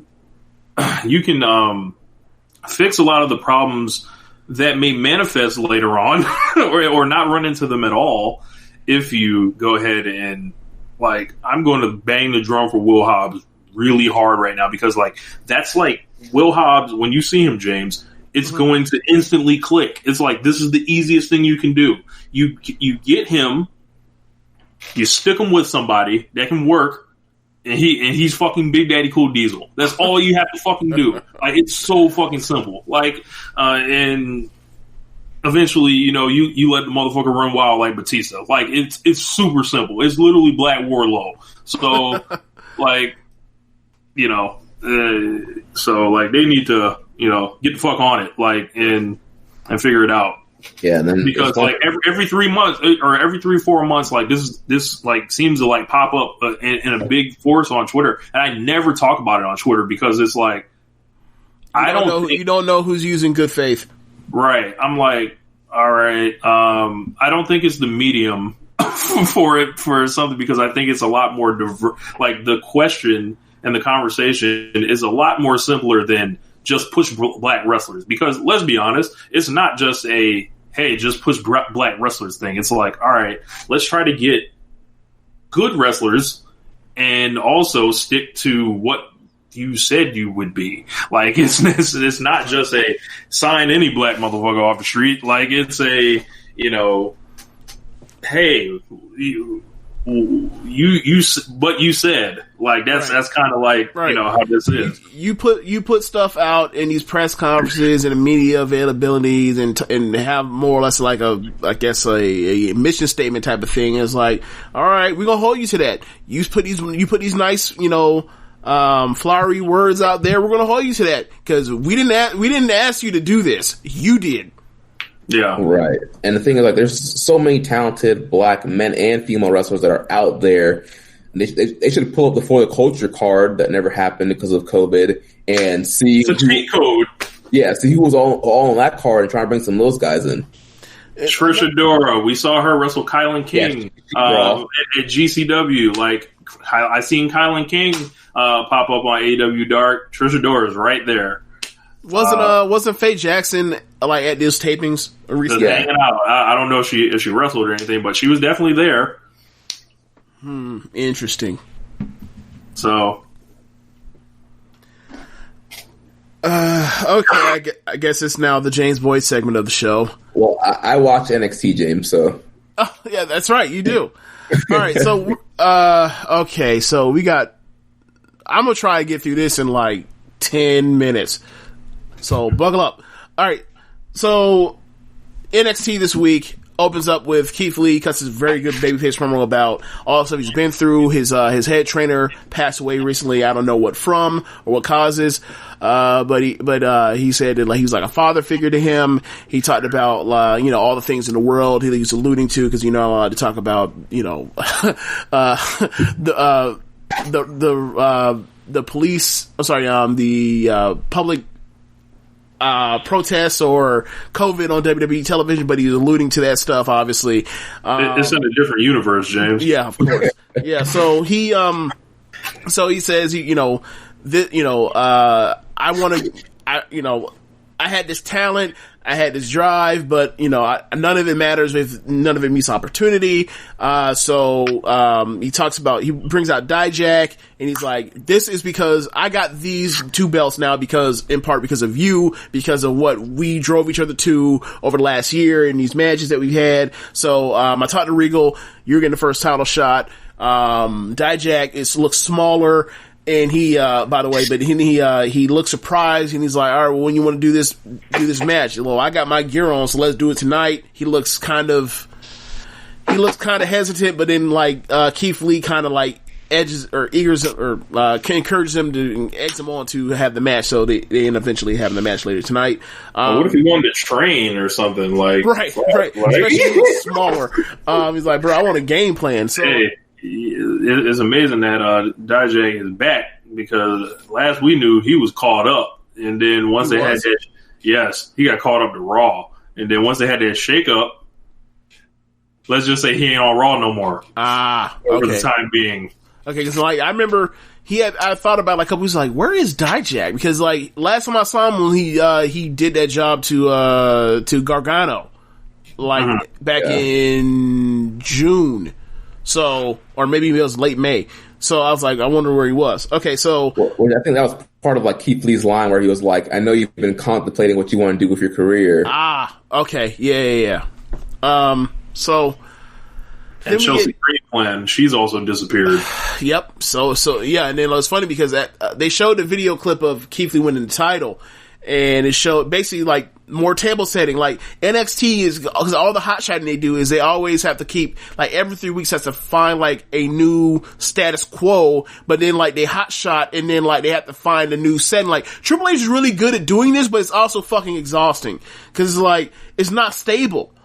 And it's almost like you never actually cycle through to get to where to get through all the satisfies inclusion after you set the table, all these options to go through. But anyway, they showed Cross and Balor and Gargano and Kushida and Cameron Grimes and Damian Priest after he won the NXT title, and talked about how they're all were watching, and talked about how they were caught up in watching, and they even threw Loomis in there too.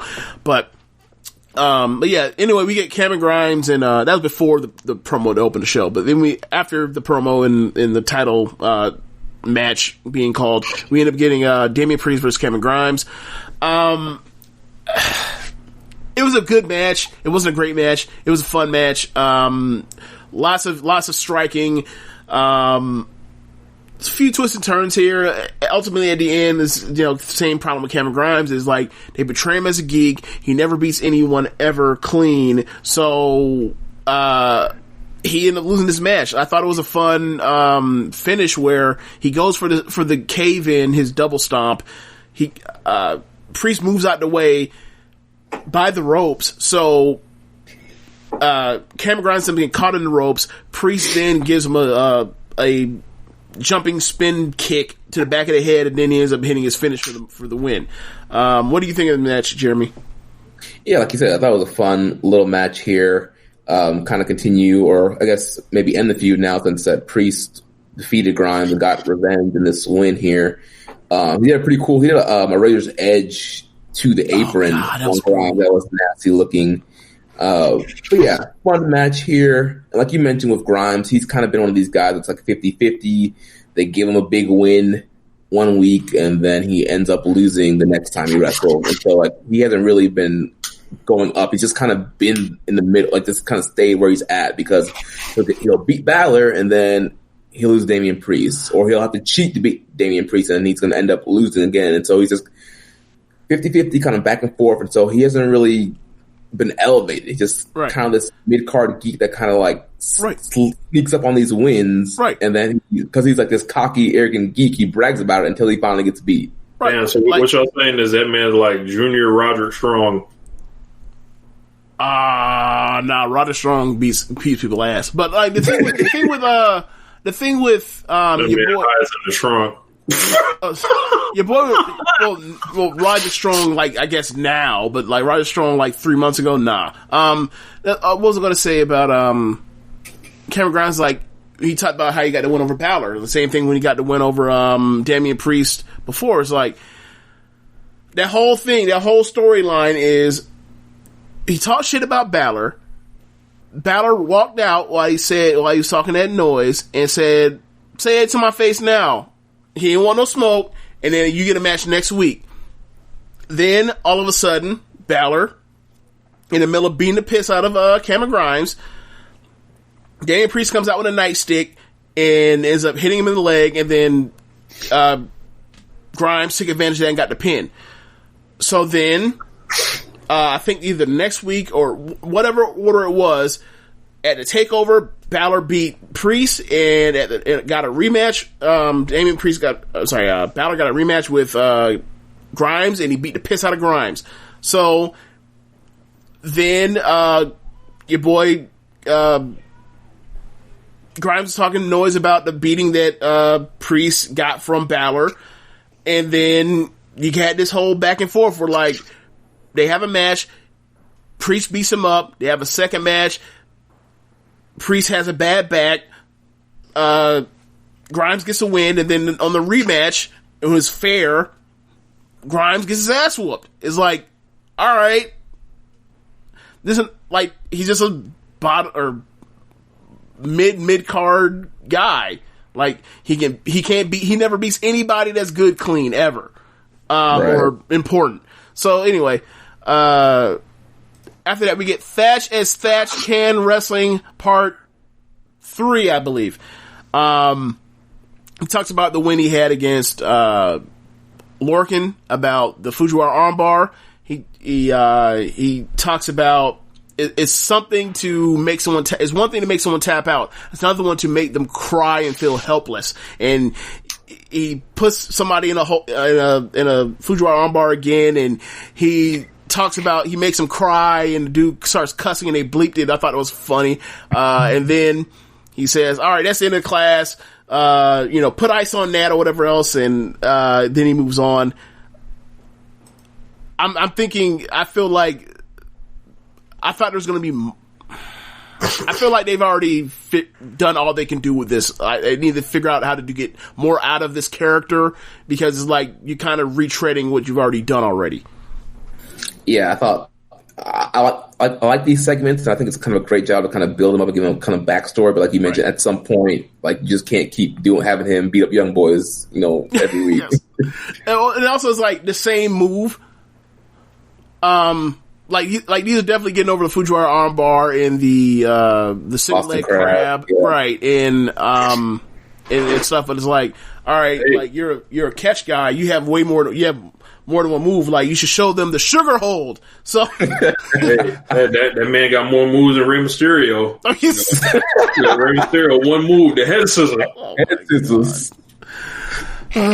So then we get Shotzi Blackheart versus Indy Hartwell. It went short. Long story short, it wasn't good. Out comes Robert Stone. He's in a walking boot. Commentary is awful because Tom Phillips is working heel. Beth is playing babyface, but Beth is saying it was okay for Shotzi to run over Robert Stone's foot with her mini tank, and Tom Phillips is rightfully incredulous, like, what the hell are you talking about? He's a victim. So it just didn't work. And then out comes Robert Stone in a walking boot, and then it's distraction for Aaliyah to interfere in the match and then and push Shotzi off of the top rope. She falls, and he gets up, hits her with the big boot like she's Charlotte Flair for the win. Boy. Yeah. Yeah, not good. Yeah. We get a promo from Tegan. It's just basic, generic NXT. I'm in a title match. I'm going to win. I'm a babyface. Root for me. So LOL. Babyface don't win. We already knew. So then we end up getting this vignette, or not vignette, this segment with I guess at El Hijo de Fantasma's house. Sorry, Santos Escobar's house. And there's Legado or the El Fantasma, and they're together. They're drinking. They're having fun. Your boy is rich. A nice house, nice dwelling, nice decor, paid. That man's name is Escobar. Right. Right. It was fantastic. So they're all in nice suits, and they're sitting around a table, and they're drinking. And Fantasma talks about how, more stuff about like building his legacy. And then he puts over Mendoza, calls him just a great technical wrestler, a specialist, and then he talks about how wild when he's in the air, it's death for the opponents. And he also talked about how like he's quickly dispatched and he's done with Drake Maverick, and he said he's had this great line where he says like all this did do was cry on YouTube to get his job back. He murdered this man, and then he's murdering him on the mic. Yeah. That's like Samoa Joe like. Yeah, bro, like El Hijo de Fantasma / Santos Escobar are definitely on my list of like top promo guys. Like, I got that list of like, where was this like list of consistent good promos like last year compared to this year? Like this year, we're getting hella promos. Obviously, because of what we're dealing with now, but like the pandemic has brought the promos out. So then we end up. That was an accident. Oh, I thought you was you doing a read? Okay. So then we get Dijak versus Lee. They basically had we're not going to do any flippy things. We're just going to come out here and have a regular, 1990, early 90s good Hulk Hogan match almost. Well, there was less hulking up. It was more of just like, we're going to go back and forth and just do like regular big man wrestling. It was fun. It took a while to get going, but once it got going, it was fun. But it was the weakest match on NXT. What do you think of it, Jeremy? Yeah, I agree with you. It was definitely the weakest match that they've had in NXT and probably their overall series of matches in their career. But obviously, this match was unadvertised. I get why they were, trying to go out here and have a 5-star match. It was something to do in the meantime, until they build up Keith Lee, the next real challenger. So. So you mean to tell me they didn't randomly flip both belts to Dijak in an unimpressive match? No, they did not do that. Hey, bro. Hey, Vince is all in the kitchen. So who knows? So after the match, Scarlett comes out. The lights go black. Scarlett comes out. She walks down. She's holding a bag, and I'm like, I already know what's in this bag. So sure enough, she walks up. While Dijak and Keith Lee are in the ring, and she dumps out the bag and the contents of it. Or what do you think's the contents of it, Rich?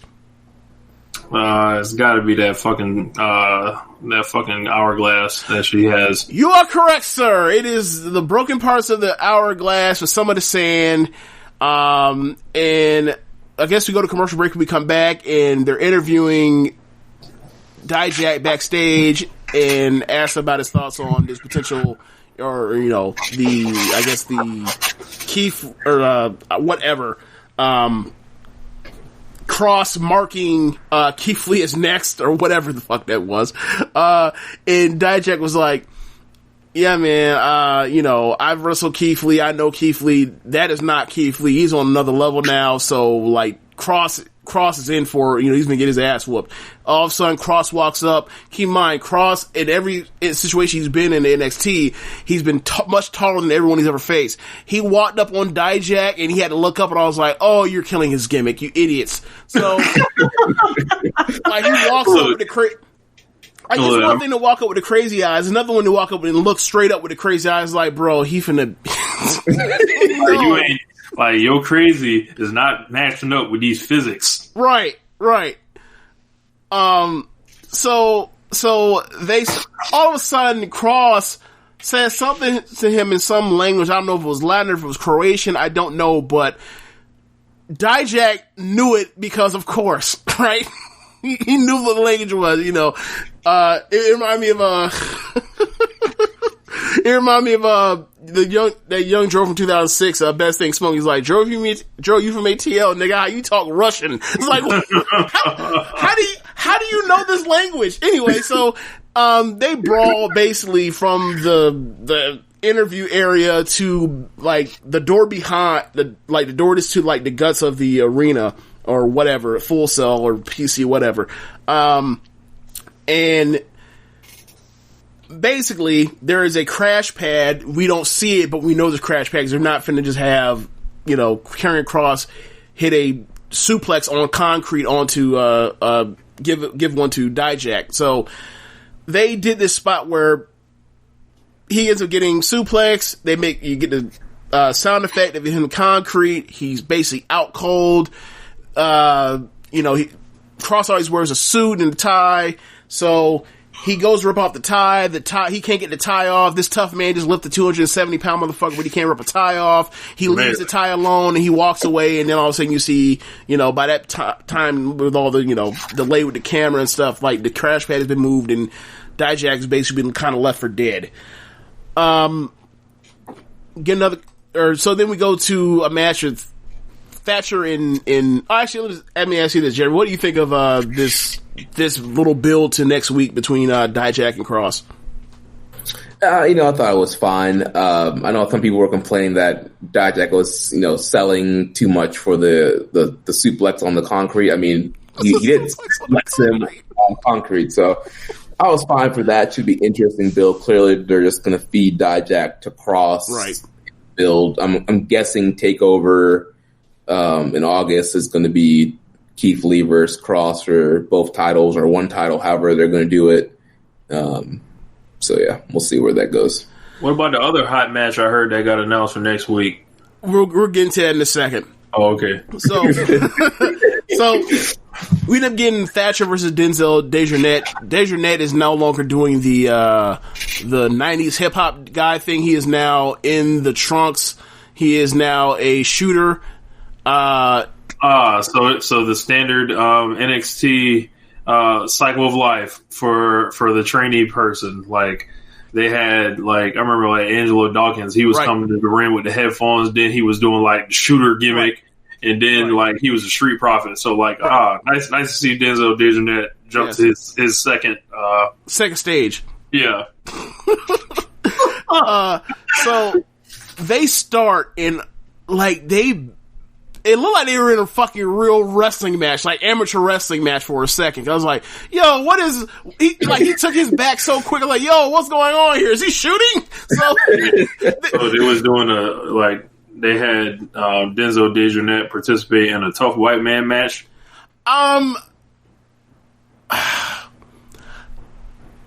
More or less. And he held his own, and it was damn good. It was fun. It was only like a 2-minute match. Like, basically, like, given what we've seen with the promo, the Thatch Can stuff, the Riddle matches, the Lorcan match, it's like, that dude's a dangerous dude. If he gets his hands on you in a submission hole, you're fucked.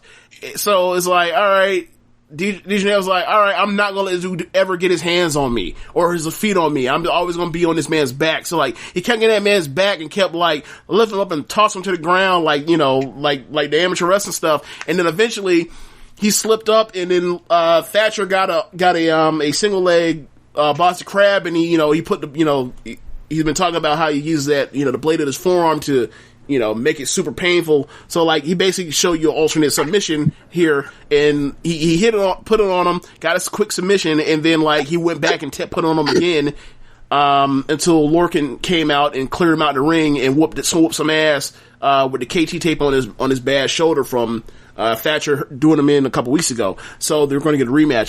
So it's going to be Tough White Man match number 2. I cannot wait. What do you think of the angle, Jeremy? Yeah, I thought it was a good angle. I like Orny Lorcan. This has been a good little feud with him and Timothy Thatcher. I like Denzel Dejournette a lot too. And yeah, he's actually been doing a shooter gimmick for a little while now on the Largo loop, and he was also in Evolve when that was still running, and working those shows as well with the shooter gimmick. So I like it for him. He does have an amateur wrestling background, and obviously you can tell in this match. And so he's a guy I like to see them actually try and do something with. Like, he was very competent for these 2 minutes, and on a Largo loop and Evolve, he was doing some good stuff. So another, young black wrestler that you can invest in. So here, Rich, is where we get it. We go, we are somewhere in Full Sail. Robert Stone is bringing. Always comes back to Robert Stone. Robert Stone. Fuck Robert Stone. Robert Stone is backstage or at Full Sail somewhere, and he brought a camera crew with him to document this, as thinking the camera will protect him, as if like the camera wasn't there when he got his fucking leg rolled on last week. Whatever. So he walks up with Aaliyah, walks up on Killian. Oh, actually, it's just him at first, right? And he walks up on Killian Dane, and he's like, "Look, that was a mistake. I was in a bad situation, put in a bad position by Shotzi, and the cup of coffee went flying. That was not actually intended for you. I'm sorry. Please don't hurt me." And then all of a sudden, Leah walks up and says, something along the lines of, Robert, look at the picture that Loomis drew. Shows a picture, the caricature pictures, and in it shows like Keith Lee becoming the champion from last week, something else happened from last week, can't remember, and then it showed like Robert Stone's foot, Shotzi in the tank, and then a wet Killian Dane. Killian Dane sees it and says, and grabs him by the coattail or by the lapels and says, "Listen here, little geek. You want me to not whoop your ass? Get me a match with that there Dexter Loomis." And he went off running and got the match. So then, right before they go out to the main event, they announce it along with Dijak versus Cross. You're going to get your Wednesday wrestling war, Killian Dane versus Dexter Loomis. Change that's going to the suck. channel. Yeah, now draw. What do you say? I'll draw. Just awful. Just change the channel. Just ugh. It will not work with Killian Dane. I'm sorry. It will not work with Dexter Loomis in that gimmick either. But yeah, this man Killian Dane is hairy. I think he needs some help. Ricky. Yeah, I think when you look at Killian Dane with all that body hair, and it just reminds me of one thing. It's like, man, this would change his life. Manscaped for like 20% off if you use the code SUPLEX at manscaped.com. Somebody can help Killian Dane out. Even if you don't buy it for yourself, you can buy it and get it sent to Killian Dane.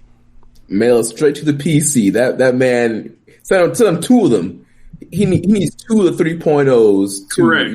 Get all the chest, the back, and wherever else he got hair at. if I'm not mistaken, isn't he with Nikki Cross? They're married. Yes, they're married. Okay, so like Nikki Cross can have one of the manscapes in her hand doing the front or whatever, or the back. He can take care of like the chest hair or whatever, he needs to take care of. Like we need to make sure Mr. Killian Dane is living a nice, clean, manscaped life. I'm just looking at it, thinking about some of the things that can actually help Killian Dane. It's like he can definitely use the premium battery, because with all that hair, he's going to need the battery life. It's going to take a long time to get all that clean. Correct. He's going to need that LED light, because he's usually, he seems like a dark individual. He needs some light in his life. He can definitely use the 7,000 RPM motor with the quiet stroke technology, because I don't think he's really getting the job done with 6,000 RPMs. He's,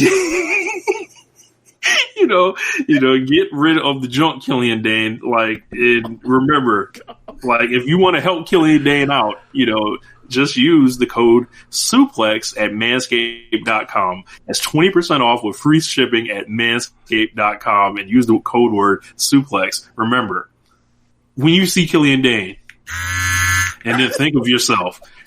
As Jerry Springer said, take care of yourself and each other.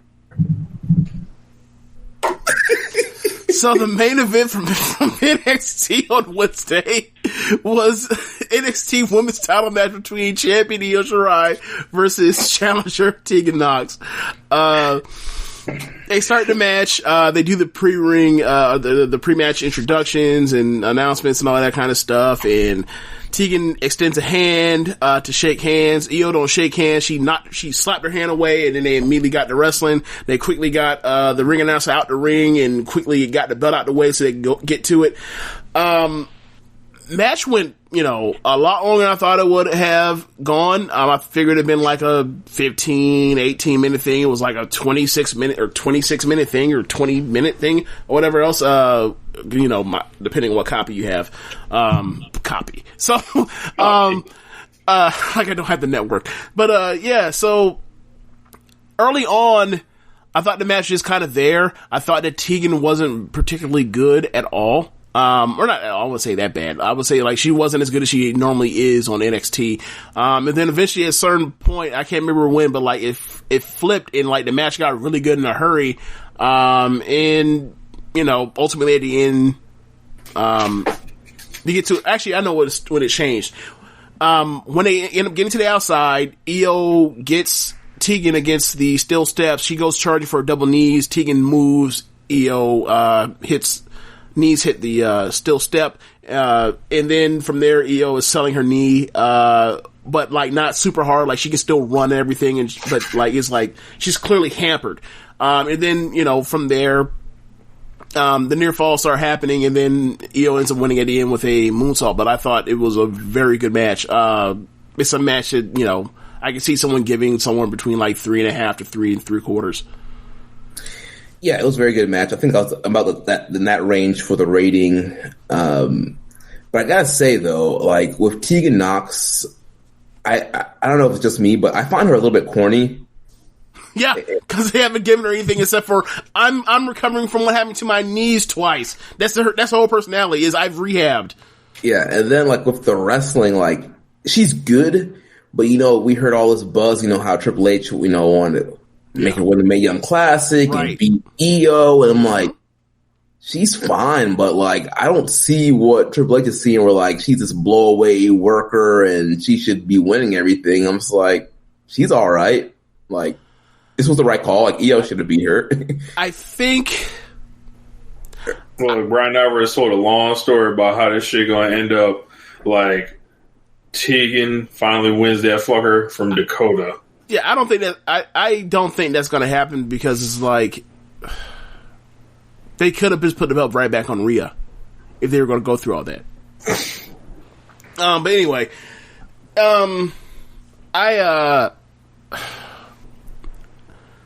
boy, if Dakota Kai beats Io Shirai for the belt, Caleb Baldwin, I want you to stunt on James like never before. Yeah, I'm not concerned. I'm just not concerned. Like, I really don't think that she's not going to make it to a takeover without defending it. I just don't. But anyway, yeah, I think I'd never seen Tegan before she blew her knee out either time. So I don't know what she used to be. I'm sure. I mean, I can pull some stuff up off of Stardom world and figure it out, but I just haven't done it yet. But like, I think she's a good wrestler. I just don't think that she's on the level of Io Shirai because she's not. No shame. There's like Io Shirai is like, the shit. Right.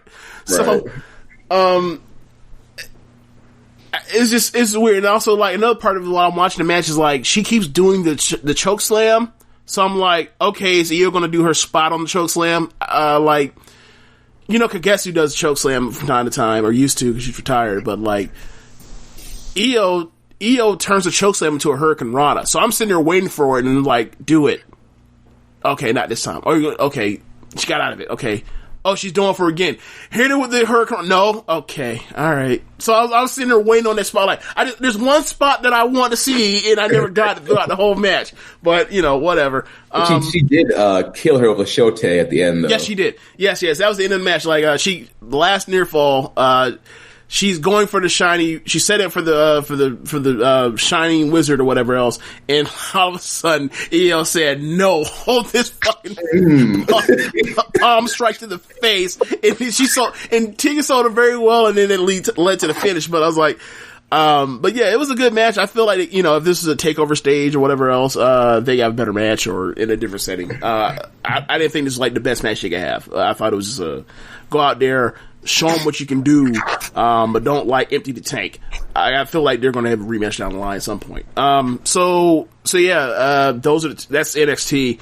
But don't forget, Dakota Kai came out. Oh yeah, that's right. Attacked her to set up the next program. She hit her with a big boot, and a few weeks ago she called her out, which is so. Good luck to Dakota Kai. Tell you, when Dakota Kai goes over Io, that's gonna be a day. It's gonna be like? There's gonna be like how there's the first 20 minutes of this show when I buried Evil. Except for the NXT Women's Division. Like, okay, so you can tell we've gone from Paige to Charlotte Flair to Sasha Banks to Bayley to Asuka to Ember Moon to Shayna Baszler to Kairi Sane to Rhea Ripley to Charlotte Flair again to Io Shirai, and the person never gonna make the champion is Dakota Kai because she has a 6-footer for a heater. Get the fuck out my face! And she still finds ways to lose even with a 6-foot heater.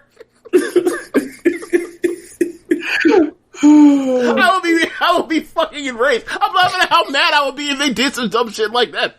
I'm just saying, like, because it felt like this Tegan Nox thing, like, Io ain't the one that she been meant to beat, and like she always been linked with Dakota Kai. But it's been done to death already. They've had like 7 matches. They don't care. How many matches have Dijak and Lee had? Right, but they haven't had a match since what? February? Gotta have some restraint. You can't just we're gonna have a feud and then we're gonna wrestle each other like every 3 weeks. Well, I don't think they go immediately to it, but as far as the long term, that would be the thing if they go that direction. I have a hard time. I mean, then again, they pulled up. Io takes her ass to the main roster. But here's my thing, right? Like, contract. I have a hard time imagining them pulling up Io without also having to pull up Rhea, and it's like, okay, so you mean to tell me that you're gonna, in the span of from January to the summer, you pulled out Shayna Baszler, Bianca Belair, Io Shirai, and Rhea Ripley? It's like, so, and you haven't done shit with Shayna Baszler or Bianca Belair, so it's like, contract. So we just pulling people, huh? Okay, makes sense. Know what I'm saying? Like, I can't imagine that you make Dakota Kai the champion in a world where like Rhea Ripley's still there. Like, you got to pull up both of them. You can't pull out one of them. You got to pull up both of them at the same time, meaning Io and Rhea. Yes, that's why the heater's there. Oh my my god. Raquel and Rhea are really like best friends, right? Yeah. Yeah. Like, you can't wait to have a match. That's only y'all two that feel that way. We don't want that shit. But I want to see Rhea Ripley in great matches with people. I want to see that shit. Anyway, look, you already know how they do it. They give Mia Yim a shot at Dakota. They give Shotzi a shot at Dakota for a couple months until Tegan finally comes back around and wins that bitch off her. You mentioned Mia Yim? Yeah. Okay. Candace probably Candace a heel. Candace gets him ready to fight Dakota. She's the gatekeeper. Babyface gatekeeper. Heel gatekeeper. Yes. You will always be a challenger. You will never be a champion. Okay. Only thing left is Stardom. Oh yeah. So I guess I gotta. Yeah, actually, I'm gonna give the guest the honor of the catchphrase. I know, Josh has liked to crib this, but I'm gonna let Jeremy. Since Jeremy's on the show, I'm gonna let Jeremy hit the catchphrase. James, hit the music.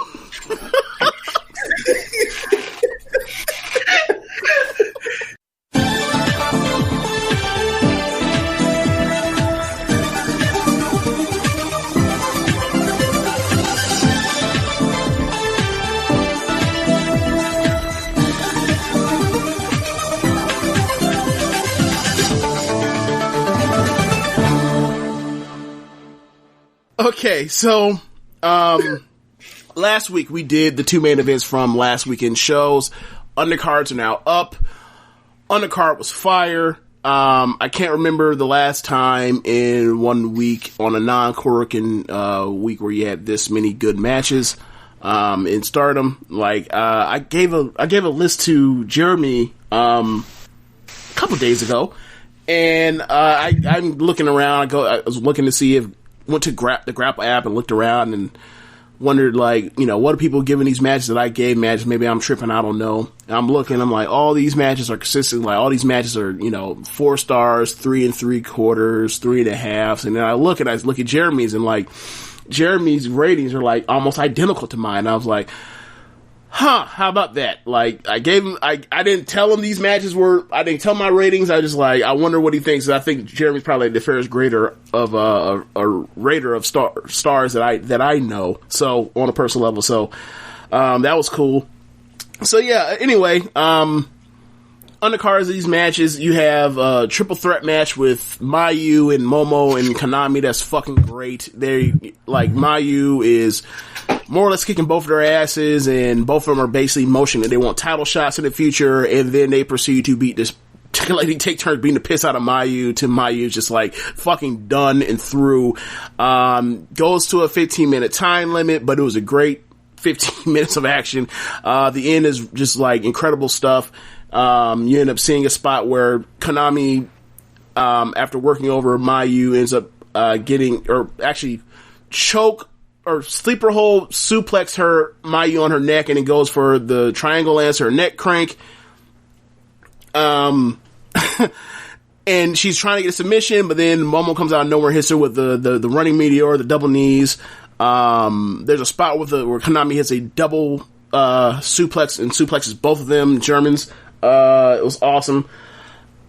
There was a spot where Mayu has Momo up for a tombstone. Konami comes in the ring and just head kicks the back of Mayu's head, and it knocks out Mayu, but Mayu then just drops Momo right in her head.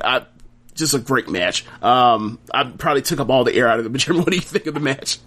Yeah, it was a really great match, and I just love, normally the triple threat formulas we see is one person goes out, 2 people wrestle, and there wasn't a lot of that.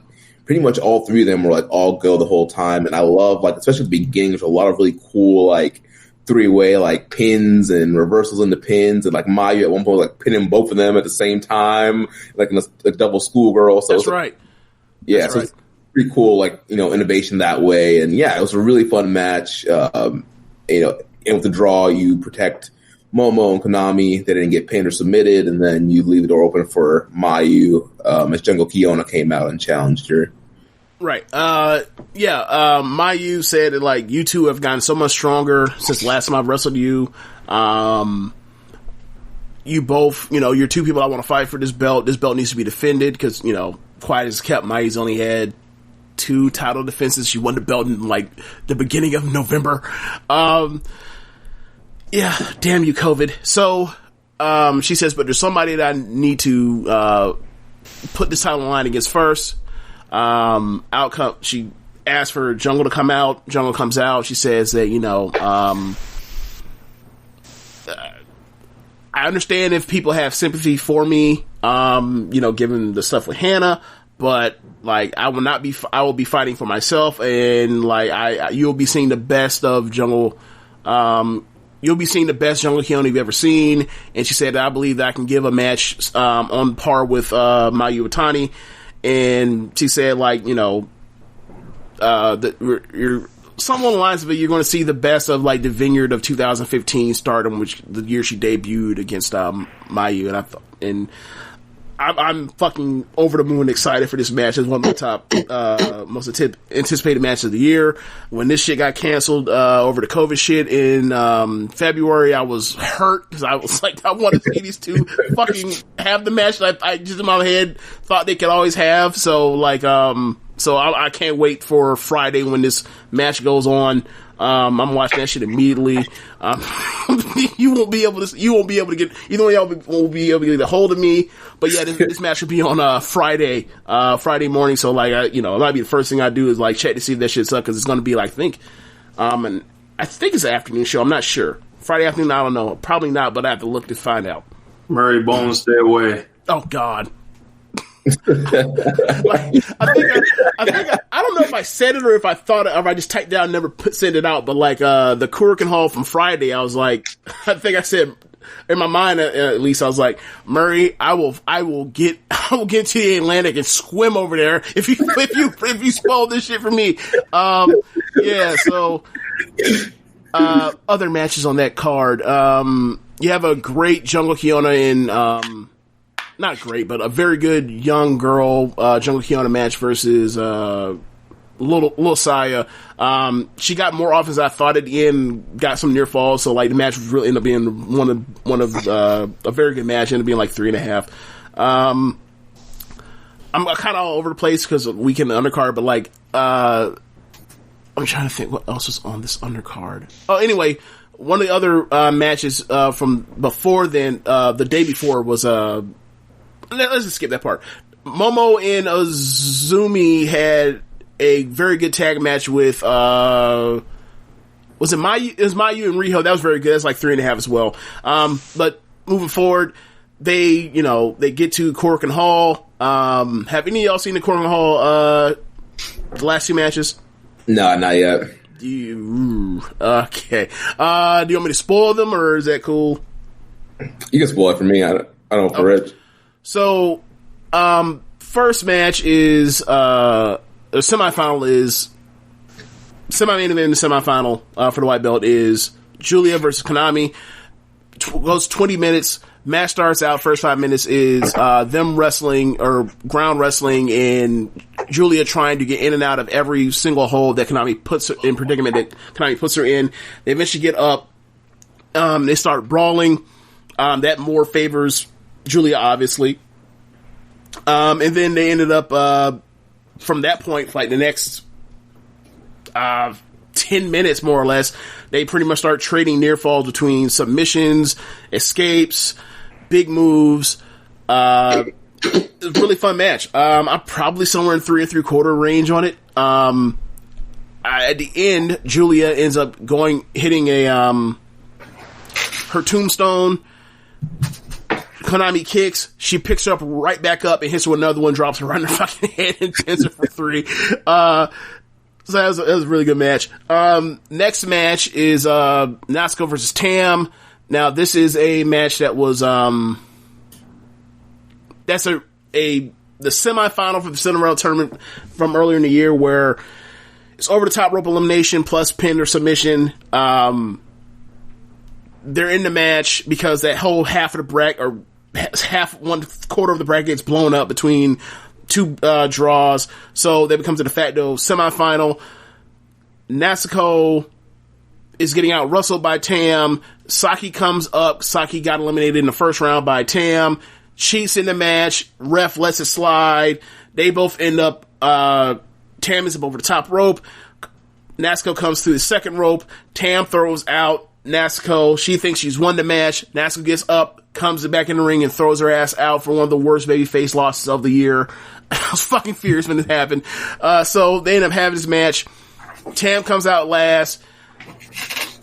Natsuko lets you know how Natsuko is fully on this evil shit, bro. Like, just like evil. She comes out. She comes out with chairs, and with Saki, and with Natsu.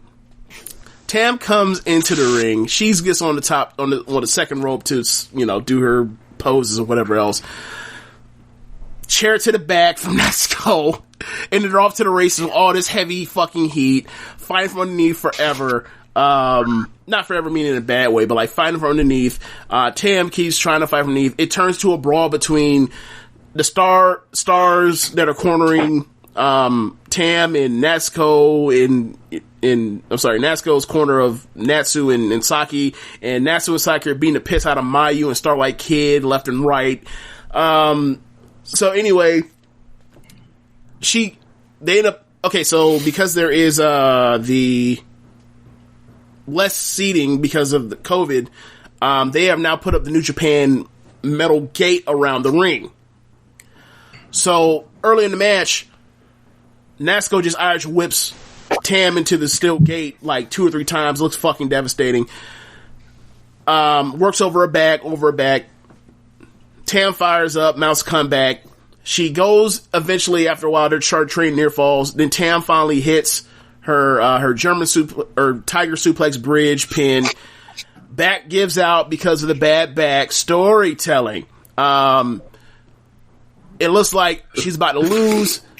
Ever since the tag league, with the Arisa and Tam thing, they were wearing these yellow wristbands, the Dream Shine wristbands. Tam's back is in such, she can't do nothing. She looks at the wristband and she fires up like Hulk Hogan, more or less. She ends up basically at the end of it, she ends up getting the win. I don't know if I think she may have hit her with a move. I can't remember, or if she rolled her up. I can't remember one way or the other. But Natsuko gets up. She's furious. She lost. She throws a hissy fit. She beats up Tam. Tam celebrates. She's going to the final. Julia comes out. They hate each other's guts. And that match is going to be at the Korakuen Hall on Sunday. This coming Sunday.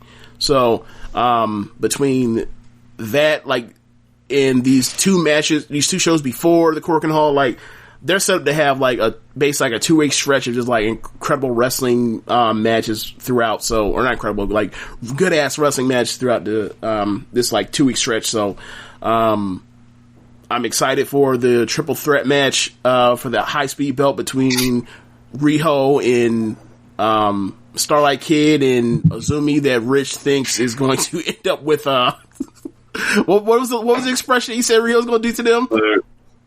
Rio's going to win the match, stepping on them like the Ultimate Warrior. There's that. At WrestleMania 7. Oh God. Yeah. There's that on the card. Arms in the air. Oh my God. Yeah. So I'm trying to think what else is on that card. And you have Micah versus Momo. Those are 3 matches on that Korakuen card that are now so far. But on the Nagoya show, that's going to have the Mayu and Jungle Red Belt match. You also have Donna Del Mondo top 4 versus the top 4 of Queen's Quest. So that's going to be a banger. And then you also get, on the Osaka show, you get Tam and Mayu versus Konami and Jungle in a tag match, so that's gonna be great. Rita Zumi versus Def Yamasan, so it'll be a lot of A lot of good wrestling from there, and keeps me from way far away from WWE main roster. So check it out, y'all. Yeah. I don't know if there's anything else. Jeremy, let everybody know where we can find you and drop your plugs. Yeah, you can follow me on Twitter at Jeremy L. Donovan, co-host Keeping It Strong Style right here on this network. You can follow us at Chaos Strong Style on Twitter. We'll be dropping a new episode this coming Tuesday. We'll be reviewing Lions Break Collision episode 3 that featured the debut of Philly Tom Lawler, and we'll be talking about New Japan Road, which will be happening early Monday morning our time. And yeah, reviewing that, taking all your questions, covering all this news, and yeah, that's about it. Hell yeah. Also, every Tuesday, I want to say Jeremy has a column that breaks down or previews AEW Dynamite on socialsuplex.com, so you can check that out too. That's right, yeah. Donovan's Dynamite preview. Yeah, check that out. Yeah, so definitely thanks for doing the show. I just feel like we all had to get our venom out on how terrible it's so bad. Yes, it was. Usually we don't do like the immediate reactions shows. Usually we wait a day. I ended up having something to do tomorrow night, and maybe you guys will see. I'll keep that close to the vest, and whatever happens, I'll make sure y'all see it. But yeah. So yeah, that's pretty much it. Oh, this man! I dropped my phone. I've done this show with you for how many years now, and I've never dropped my phone. Just dropped my phone right on the live mic. All right, basically. Yeah. So that's it. So that's it of the show. Be sure to rate us on whatever app you use and listen to this. Tell the folks about the Social Suplex Podcast Network. Be sure to check out our friends at Powerslam.tv, the sponsor for the show. If you're a fan of independent pro wrestling, you have over 5,000 hours of footage from all over the world. You can use the code Social Suplex to get your free month's trial. Check out ProWrestlingTees.com/Social Suplex and pick up some official Social Suplex Podcast Network merchandise. Also, be sure to check out the rest of the shows on the network on Sundays, mostly Sundays, sometimes Mondays. You have 1H Radio, this show. Jeremy, survey says Mondays or Tuesdays? It's Tuesdays. Okay, on Mondays or Tuesdays, Keepin It Strong Style. On Wednesdays, we have the Ricky Clive Wrestling Podcast. Every other Wednesday, we have Grown and Watch This Shit. On Fridays, we have Get in the Ring. And on Saturdays, we have All Things Elite. Thanks for listening, y'all. Later. Help Killian Dane. Later, y'all.